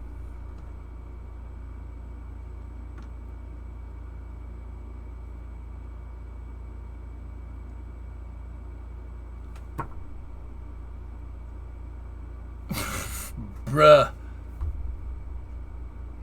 Oh, that's awesome. So, I think that pretty much confirms that. Dude. So, guys, like, even in 84, these are real cars. Like, they're not like a custom racing car. These are still stock cars. They were still racing stock cars well into the 80s. And even then, they were still stock cars. Like, the underpinnings were still an actual chassis. These are real cars. I know it's like real cars. Yeah, of course they got 4 wheels, but no, the NASCARs now aren't a race car. I mean, aren't a stock car. They're race cars. These are real cars with a cage, which is just absurd. This has more in common with the 24-hour lay mullets that Cletus drives with the Crown Vics. That has more in common with that than it does with modern NASCAR, which is nuts. Like, these boys driving around stock cars with tuned engines, like at 2 bills around the track. Dude, that crash from here, where McDowell hits the wall, watch the 34 car. That's death. that would have really hurt in 1984. No, these are stock cars. This is not fiberglass, they're stock cars with a cage. NASCAR was still doing homologation in 84. They're real. Those are stock cars. The modern stuff are stock cars. You know what I mean? Those were Pontiacs, right? Yeah, JJ, exactly, right? It's the Heinz device.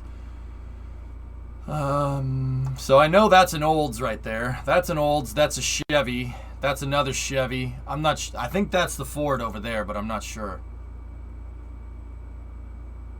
I know that one's an Oldsmobile because of the split grille. That's definitely a Monte Carlo double. Yeah, that's an 84 Monte. Absolutely. Wow, that was close. That was real close. Dude, freaking gnarly. I don't know what Petty's driving. I'm not sure what that is. Got doored for the victory by Petty. Could be a Buick. Yeah, it's some kind of BOP, I think. Because Ford would have been racing the T-Bird at this time. They would have been racing Thunderbirds. Thunder Cougar Falcon Bird. Monte Carlo was the one in training day. It's not what you know, it's what you can prove. Well, let's see. It'll say what he's driving, like what color, what color. It'll say what type of car he's driving. On it, it'll say it on his uniform. No, it just says STP. It's a Pontiac. Yep, there you go. Pontiac. Yeah. Dude, that's cool, man. See? Like, fellas, look, these are stock cars with the light, they even got the stock bumpers on them, man. They just pasted over, they took the lights out for weight stuff. Those were real cars, dude. You know, I'm surgical with this stuff, Jake. Yeah, it's pretty good, man. Pretty good. Also that. Yeah. It's pretty awesome. Hey, Kuro. All right, guys. That's it. I think it's time for Tuesdays. 2-day Tuesdays Tarkovs with Taradras today.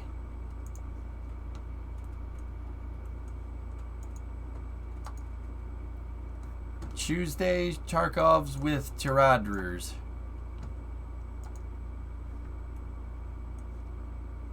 Alright, Sun Temple. See if Grabshark wants to join. Can we play triples in Tarkov? Terrifying Taradra in Tarkov? Oh, God. I don't know. Yes, and may I join too? No. It was just a question. Up to 5. It's up to 5? No. It's just me and Taradra for now. This is the series you'll like to watch.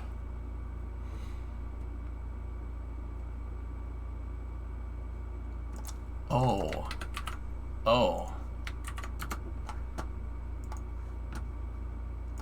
Kind of guy.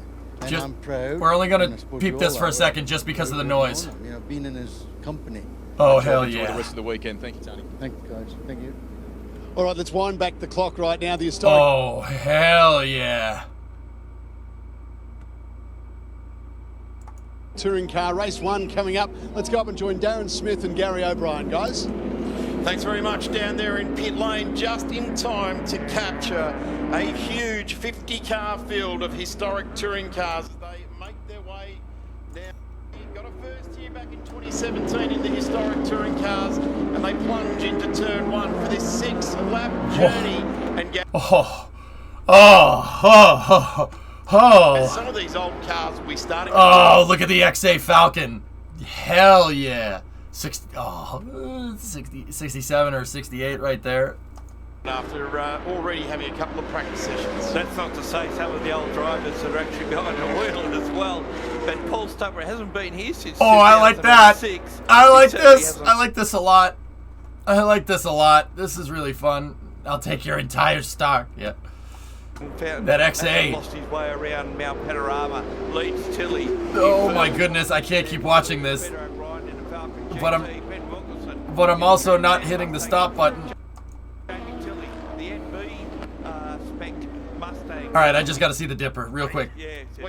Real quick. And he has just romped away the latest spec car.